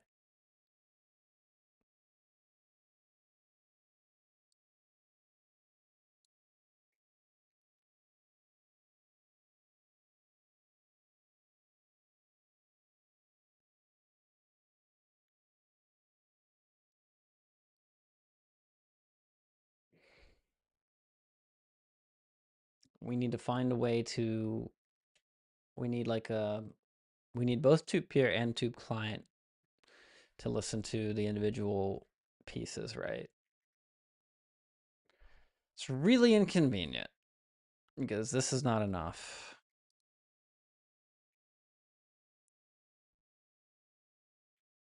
I don't think tube client is like global either. It's not set anywhere. Tube client.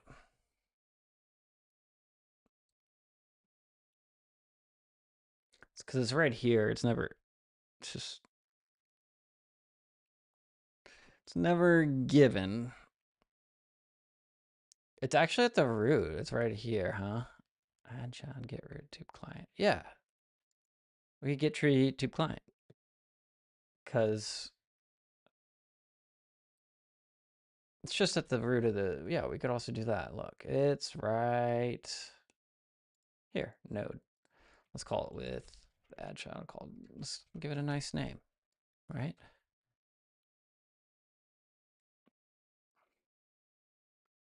It's problem solving, right?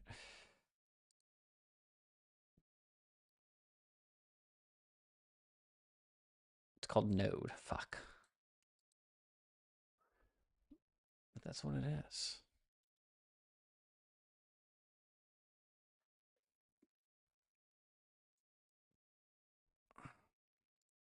Can I give it a name?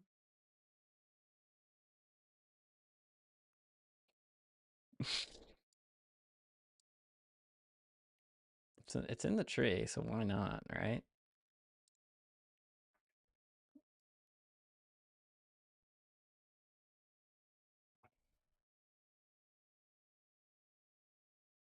This would be cool if this works. My understanding of Godot, it's true. It's right there. Okay, great. So now, just get tree, get root, get root. There it is. Copy node path. Boom. Now, we can listen from anywhere.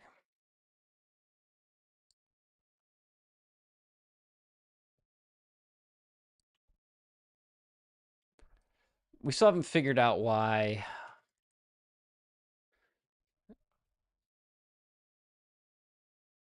Hmm.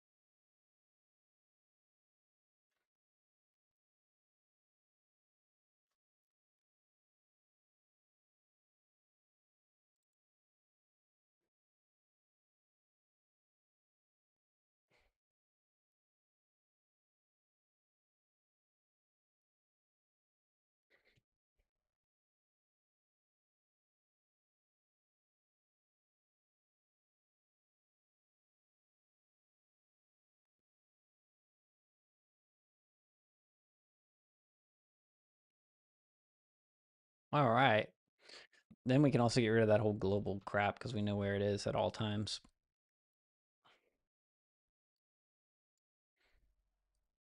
Um,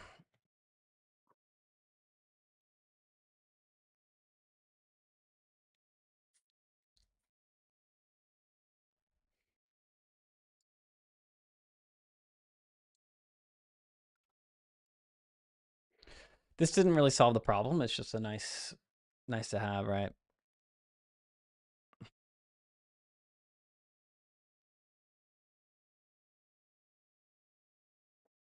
I think I have to say get tree dot root or something. Oh, it's null, huh?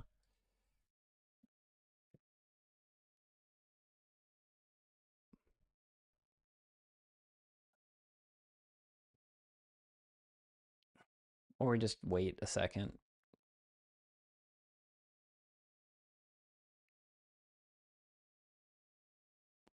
Wait, where's the? It's global. It's in the tree for sure, right? I see it here. Global root.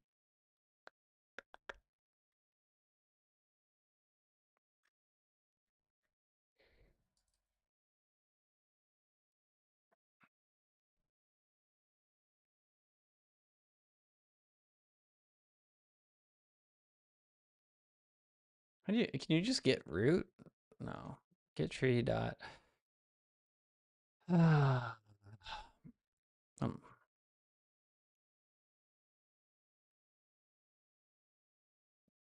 but I might miss the signal then. God damn it.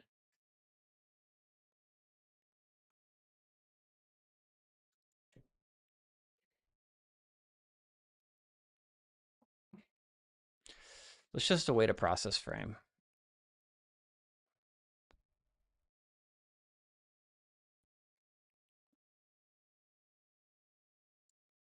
No, I don't want to get call deferred. I want just get the tree to get node. It's got to be there, right?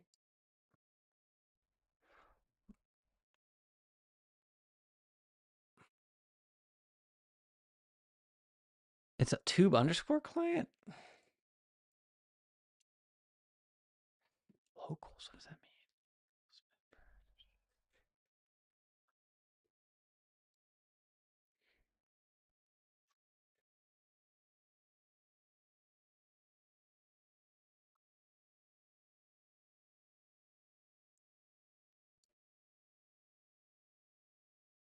Oh, this is locals. Oh, that's what that means. Okay. Yeah, that's not the it's just not the right location.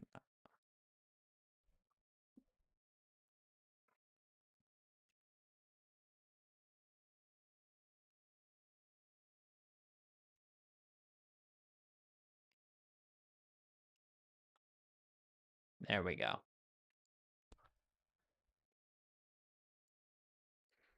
It's bad that I route everything through the player in my game instead of setting authority for the object I spawn with an RPC and apply logic from the player scene. It seems to work.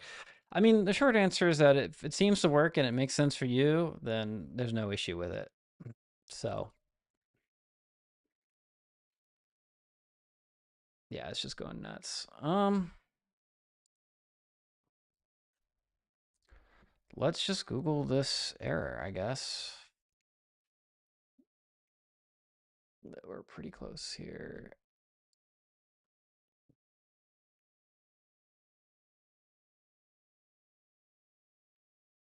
Godot.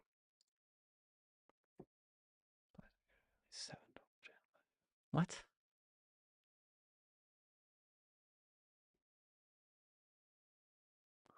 When creating a series, make sure the channel's parameter matches or exceeds the highest channel you're trying to use.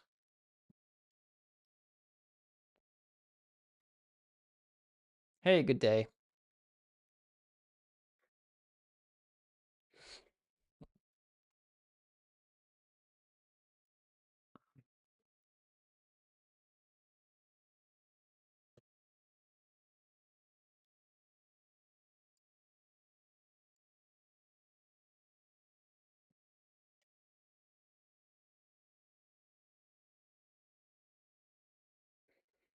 Came on your stream 2 months ago. Yeah, it's been a while, huh? I've been a little bit busy, so yes, I might have came quite some time ago.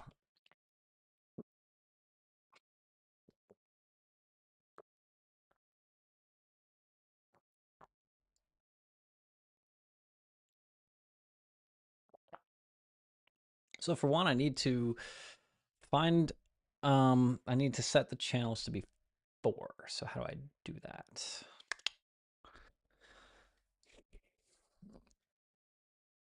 Um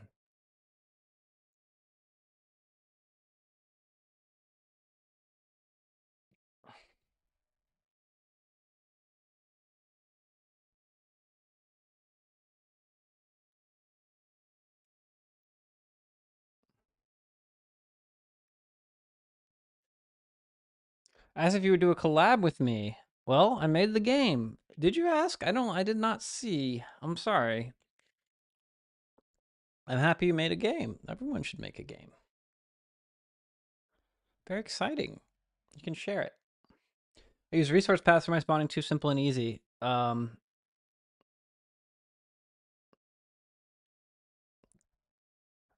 don't know what you mean by resource paths. I have a spawner. I use multiplayer spawner. Like this. The prop list of things you can spawn, and obviously you can't read that, but if you hover it, it says rock or ball, and then so I know that this one is ball, and then I just use them like this, where I just spawn prop with the scene, the resource path, I guess. I guess that's a resource path. So the way that works is on the side here. If I want to spawn this ball, I right click and then I copy UID. Is that the resource path? You could also like copy the absolute path or copy path, and like this one you can also do this, but this will break if you say reorganize a little bit, but that works too. Yeah, pretty much.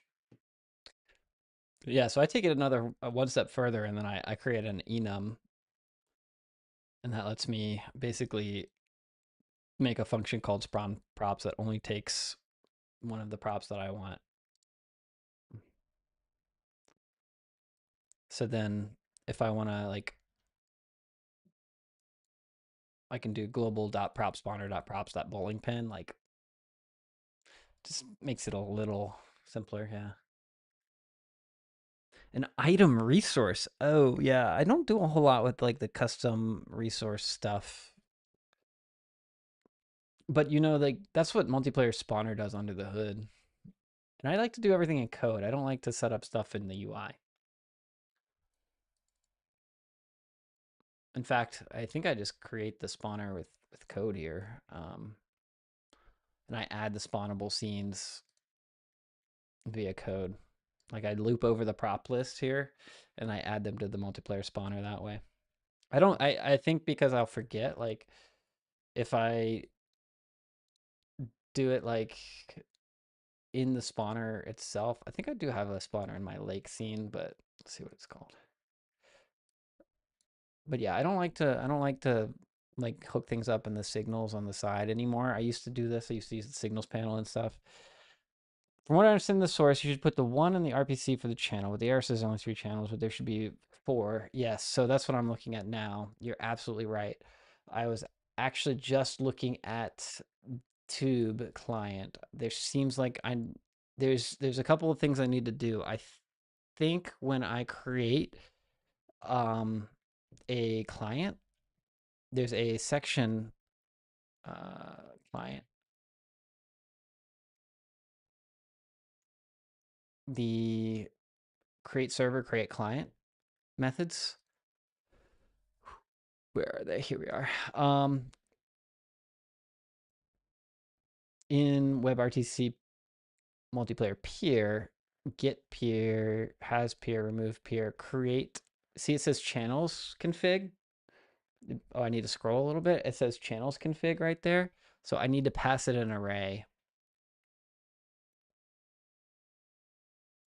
Create server. So if I find this,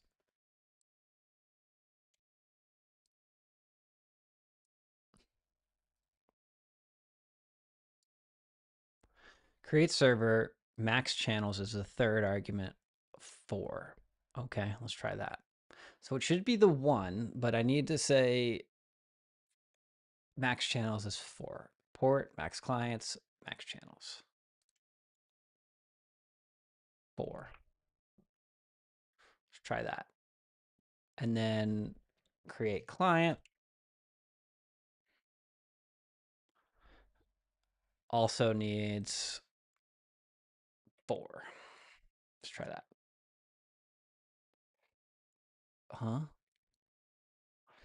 You must pass value int as an array. Huh? So does it say channels config? Uh, channels config is transfer mode. Uh, 0, 1, 2, right?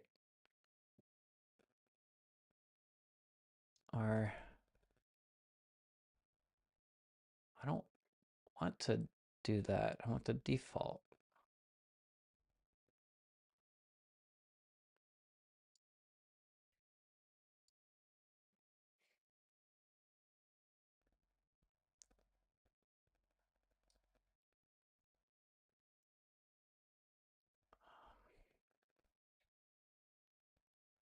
I think I have to set it. I have to go 0, 1, 2, 3. 0, 1, 2, and then my final channel transfer mode was unreliable, which is 0. So let's try like that. Note, help me channel config here. Okay. And then I think the work that I did do to not begin sending the, let's try this. Is it 0? Oh, because I created first. Ooh, good catch. Because mine comes through first, doesn't it?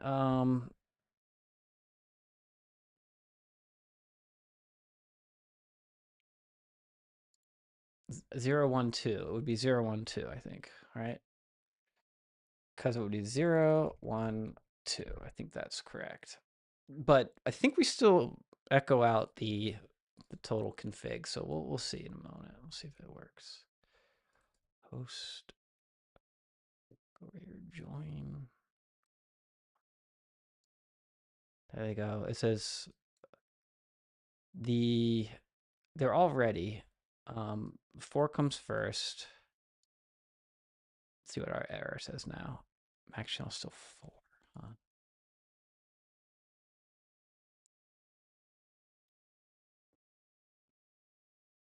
Yeah, 0, 1, 2 are the reserved. So I thought, so I go 1, 2, 3.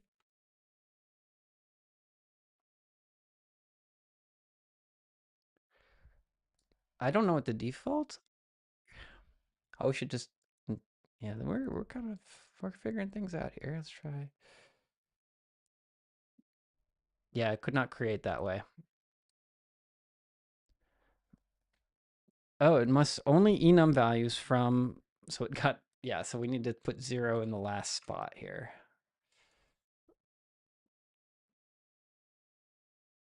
Let's try that. Because that's my channel enum mode. I don't know why you can create a server without that array though. Let's see if it says more max, please. Still say max. Oh, I did change the max channels. Oh, maybe I didn't. Maybe I do need to send all that. I said 4 here, but what else? Max channels in bandwidth, out bandwidth. Max is 0. It's default.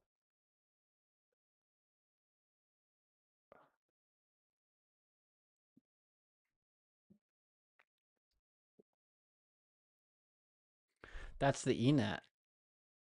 Why is that? Why am I even on the ENET? Oh, I need to go down here to the.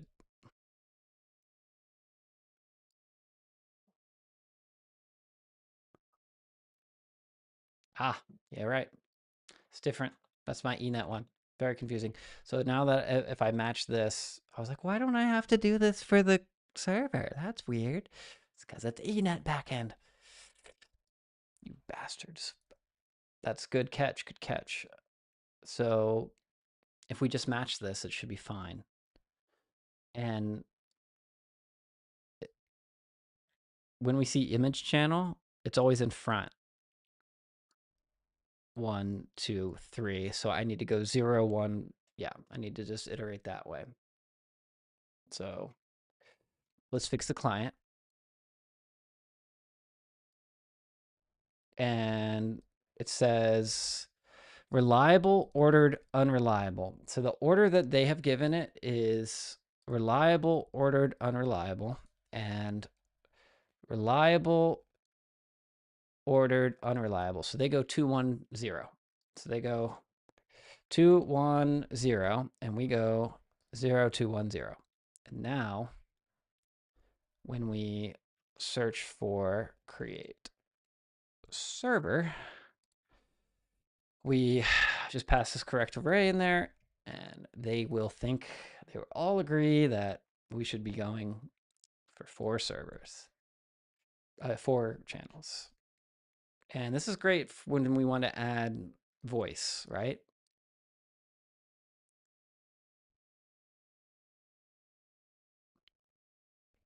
Could be working. It's not connecting. It's not connecting. It's a channel, all this channel data, so cool. They're all, none of them are, they said they're ready, but we have 7 now. I think I got my ordering wrong again.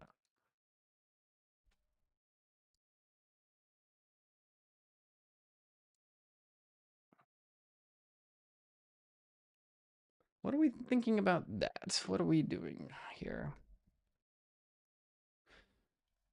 I wish we had a default. And I could just append. But I need to know up front what these are. So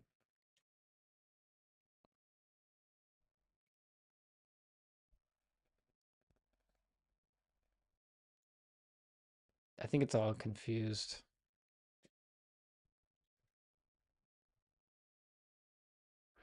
I could put this in a const so that I don't have to keep troubleshooting.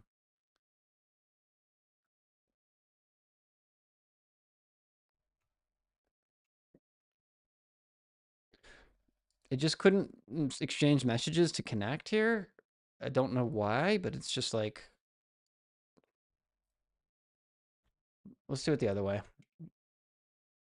0, 1, 2, 0. And we are going to just make a const real quick. 0, 1, let's say channel config.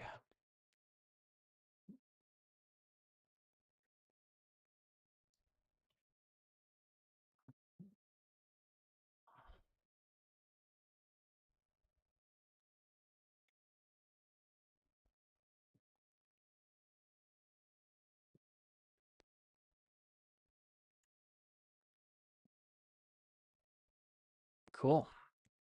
Let's try that out. And then we'll just keep iterating on.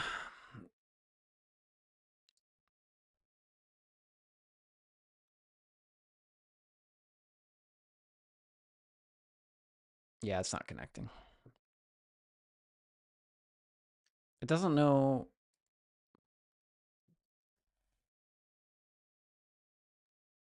What if we just leave this one off and we do it in the order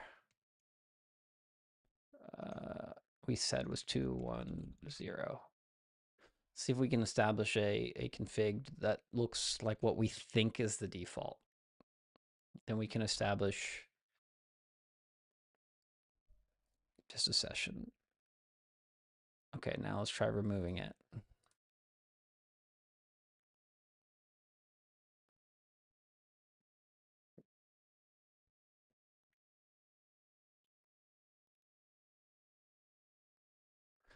Make sure we didn't break something else.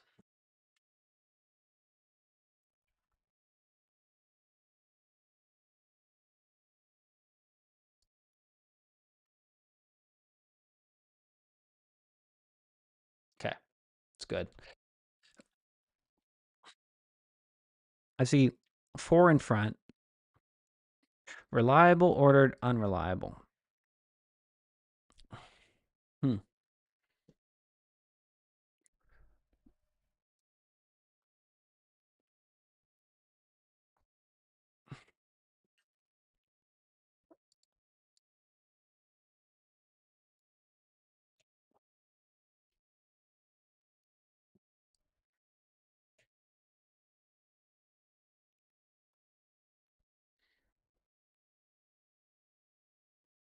Let's get the protocol. That would tell us, right?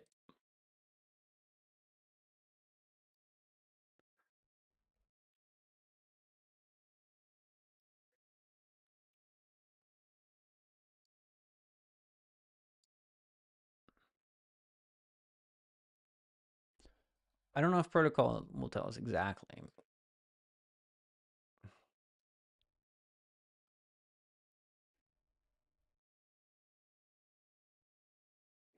But everything's working pretty good. We're so close. What? It says 4 there. That can't be right. Protocol's 4. I think we can't pass a 4 in there. That ain't right.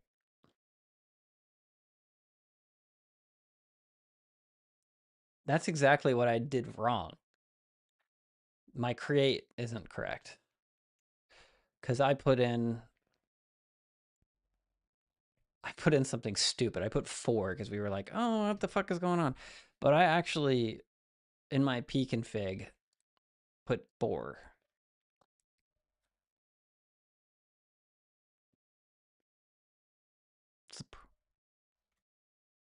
Just remove this, let it figure it out on its own, and then let's try that.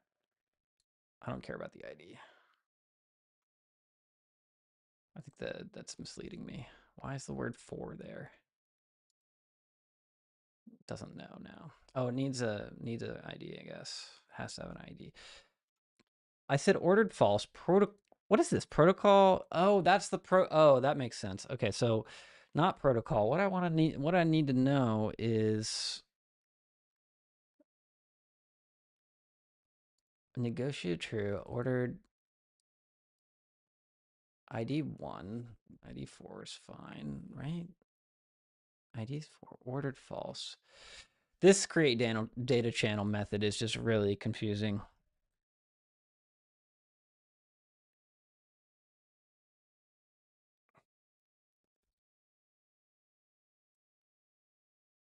It's negotiated true. ID must be set. Maybe I can use 1. Whatever. Max ordered is false.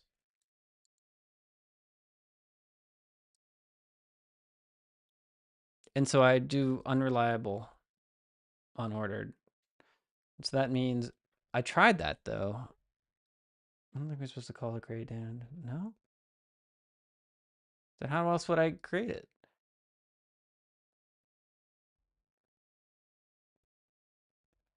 Oh,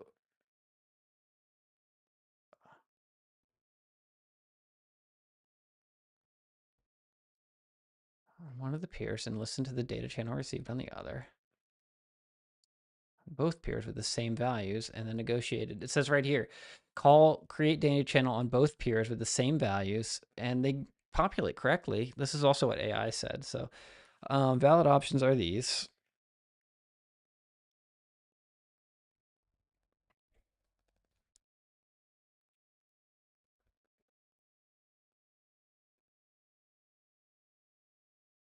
When an unreliable, oh, I don't have unreliable mode on. That's the problem. I'm going to say max retransmits 1, and that'll fix it because I dropped both of them. I need to have at least 1. So I have an invalid p config here.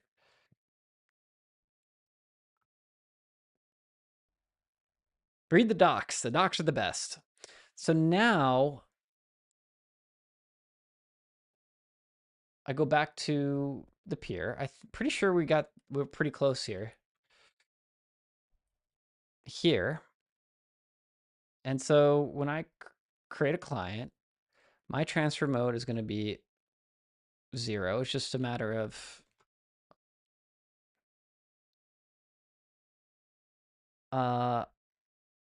package or not, no recent attempts are made for lost packets may arrive at a faster. Unreliable ordered. So I need to know what this channel's transfer mode is.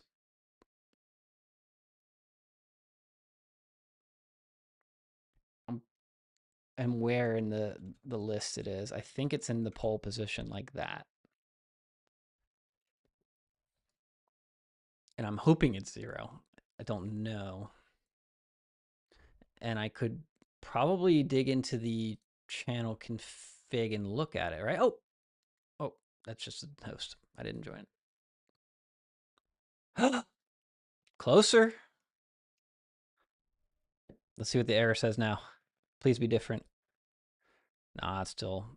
I didn't pass the. Oh, I didn't change this. Oh. Great line ID.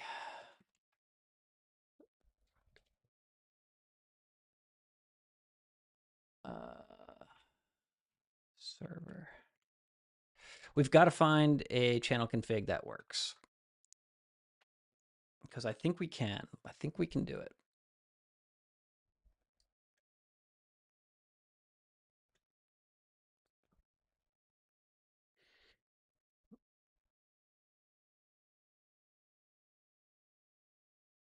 Create channel is only useful if you want to create very just custom data channel.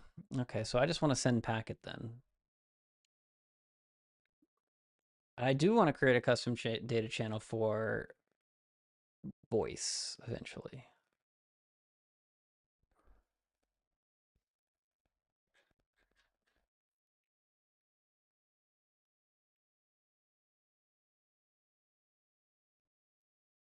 There's a lot of channels in here. Wait, there's too many. There's 8 of them.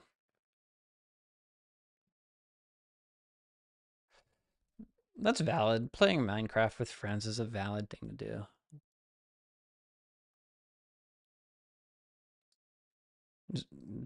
I made a billion channels instead of just one.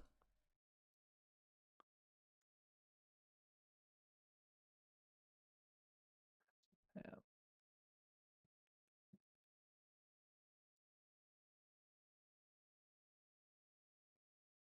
Check your other messages. Where are your other messages? Did you Discord me?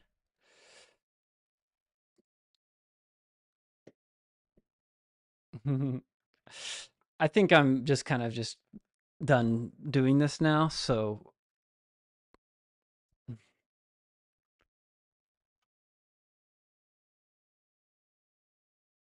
yeah.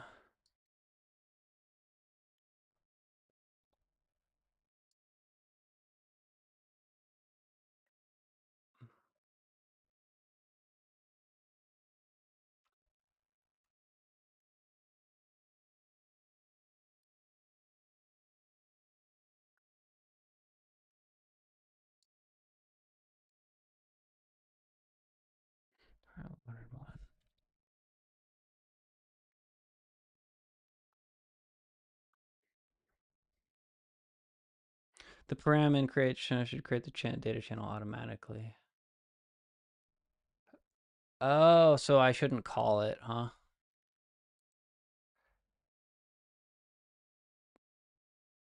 I have to set it up before. Yeah. But I just see it list. Oh, these are all tube track things. These are not actually real. You just need to create.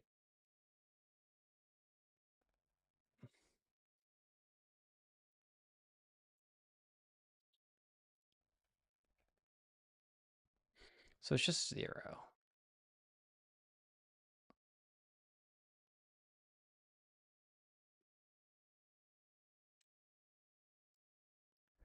And this whole create channel thing is wrong, huh?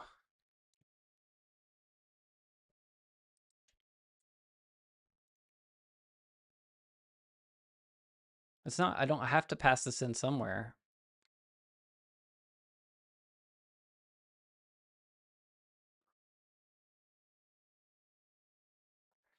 Yeah, maybe 1 or 2 for unreliable.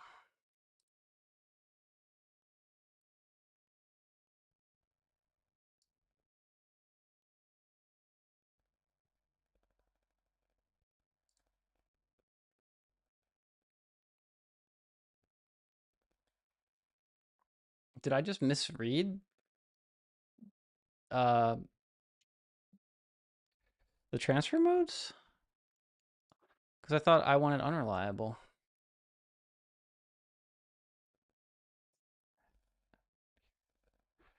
It's called an add peer.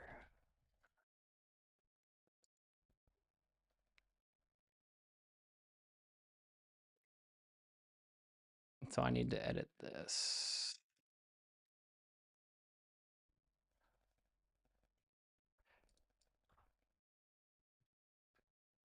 I'm pretty sure that this is here.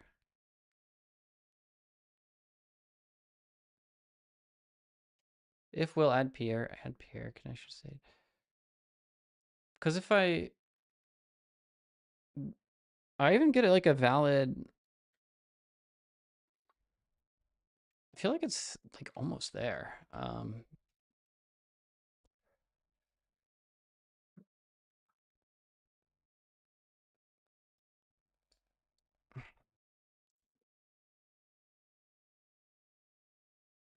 But like I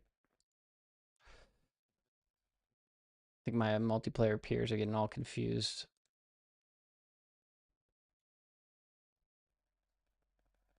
Yeah, it's just like really bad and buggy and stupid. So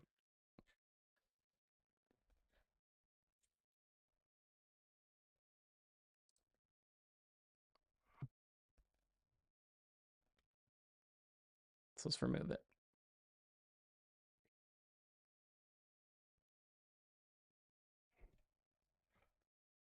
All right, it's fine. I mean, I have no problem backing this out and calling it a day. I think it's going to be basically it's way too intense. Like it's just too intensive to do this whole thing. Like network wise, it's too much. It's a cool idea. It worked pretty good for a little while, but yeah, I would need to like really rethink it a little bit. So let's just do that. Yeah, good stream. I mean, I don't know. I didn't get anything, technically did not get anything done, but now I'll show you what it looks like when it's in its normal mode. Let me just do this. Doot, doot, deet, doot.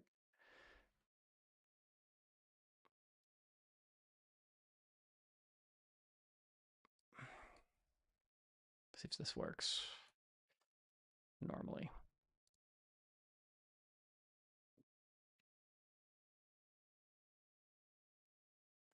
Yep, see, there we go. It works.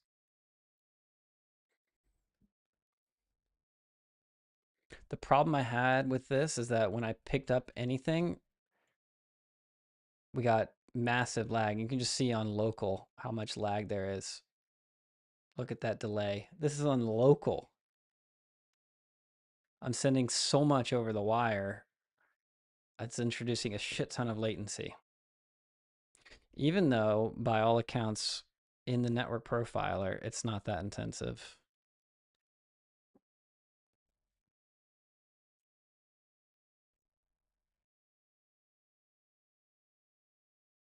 It's definitely a decent amount, right?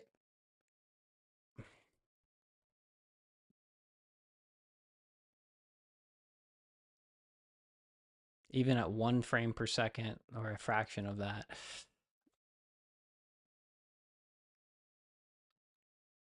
Now let's do 0.1.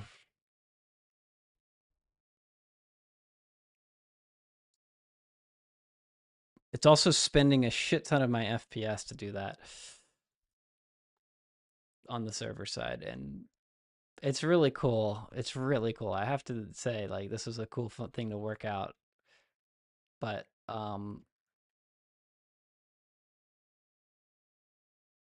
the pause there. It's like hiccuping. It's just like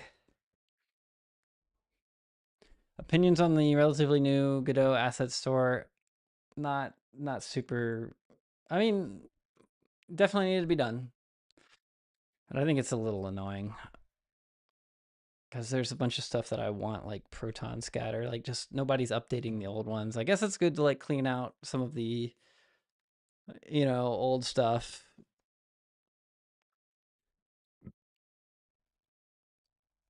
Let's look for the Godot plush, Godot third person.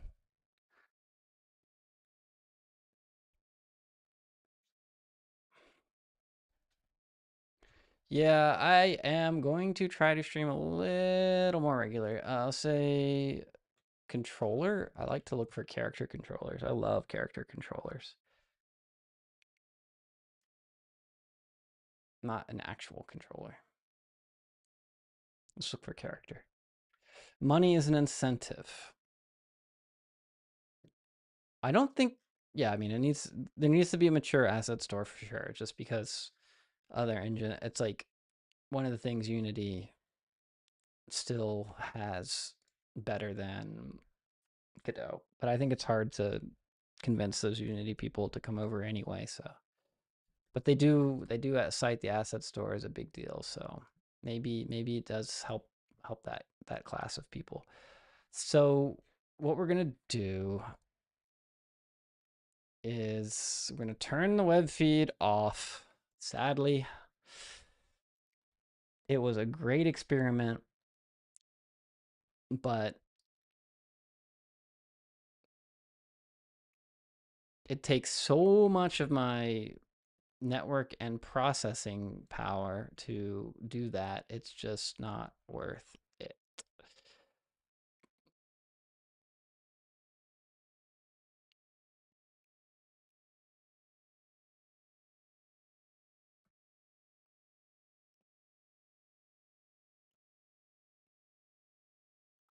and it was pretty close to correct, I believe.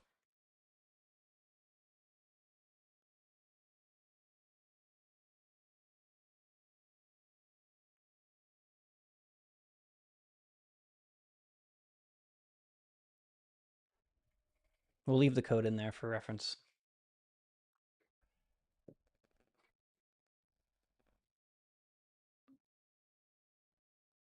Moving on.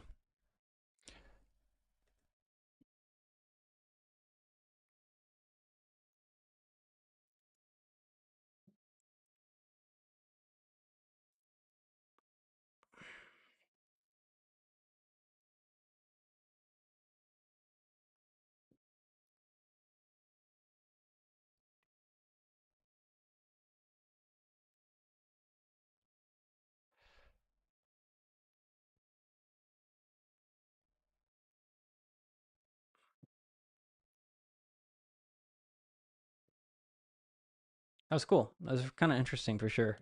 I learned a lot. So it's not a total waste or anything.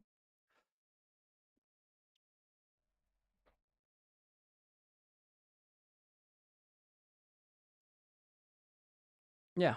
And we just basically cut it down a little bit. If you can you do it like an embed link, sure it'd be less power and less network cost. Yes, but then I can't project it onto that television like in a cool way. There's some earlier prototypes I had that did it a little bit similarly. I think it's really cool. But could we just post an image every minute or so? Yeah, we could probably do that. RPC is just too heavy-handed, and it there's a couple of reasons why it works really well, but it's web, yeah, and then like so what's really cool is that if you were playing on a Mac or a Windows PC, I could stream directly to you. Like just like Twitch, I could just bandwidth broadcast to you in but because it's a browser, we're a little more limited in what we can do in terms of video. But there's some really cool experiments to be had if we were targeting a like a Windows, desktop. Then I could do more powerful video. That's something that's really interesting for sure. And I have a whole way to do that with like I can actually like send this entire thing straight to your desktop. But I can't do that to the browser. And the whole point was to get it working in the browser. But I'm not done with that experiment. I'm not done with that. I think I might figure it out another time. But what I'm going to do now is I am going to get off and take a longer. I'm gonna go get dinner. I've got not eaten in a while, and I'm gonna do some of this stuff offline here. Um, we're just gonna cross that one out. Strike through. Check Discord. Thank you.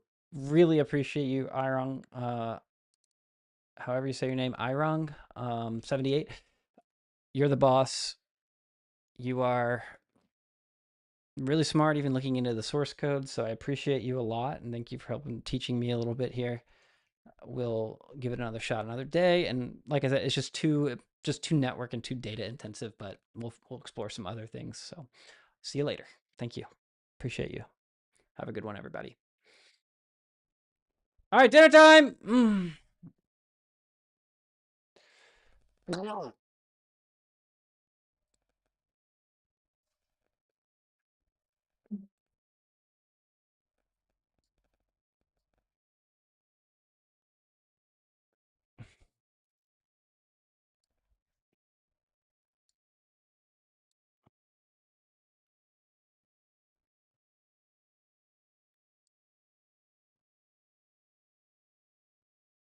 I did.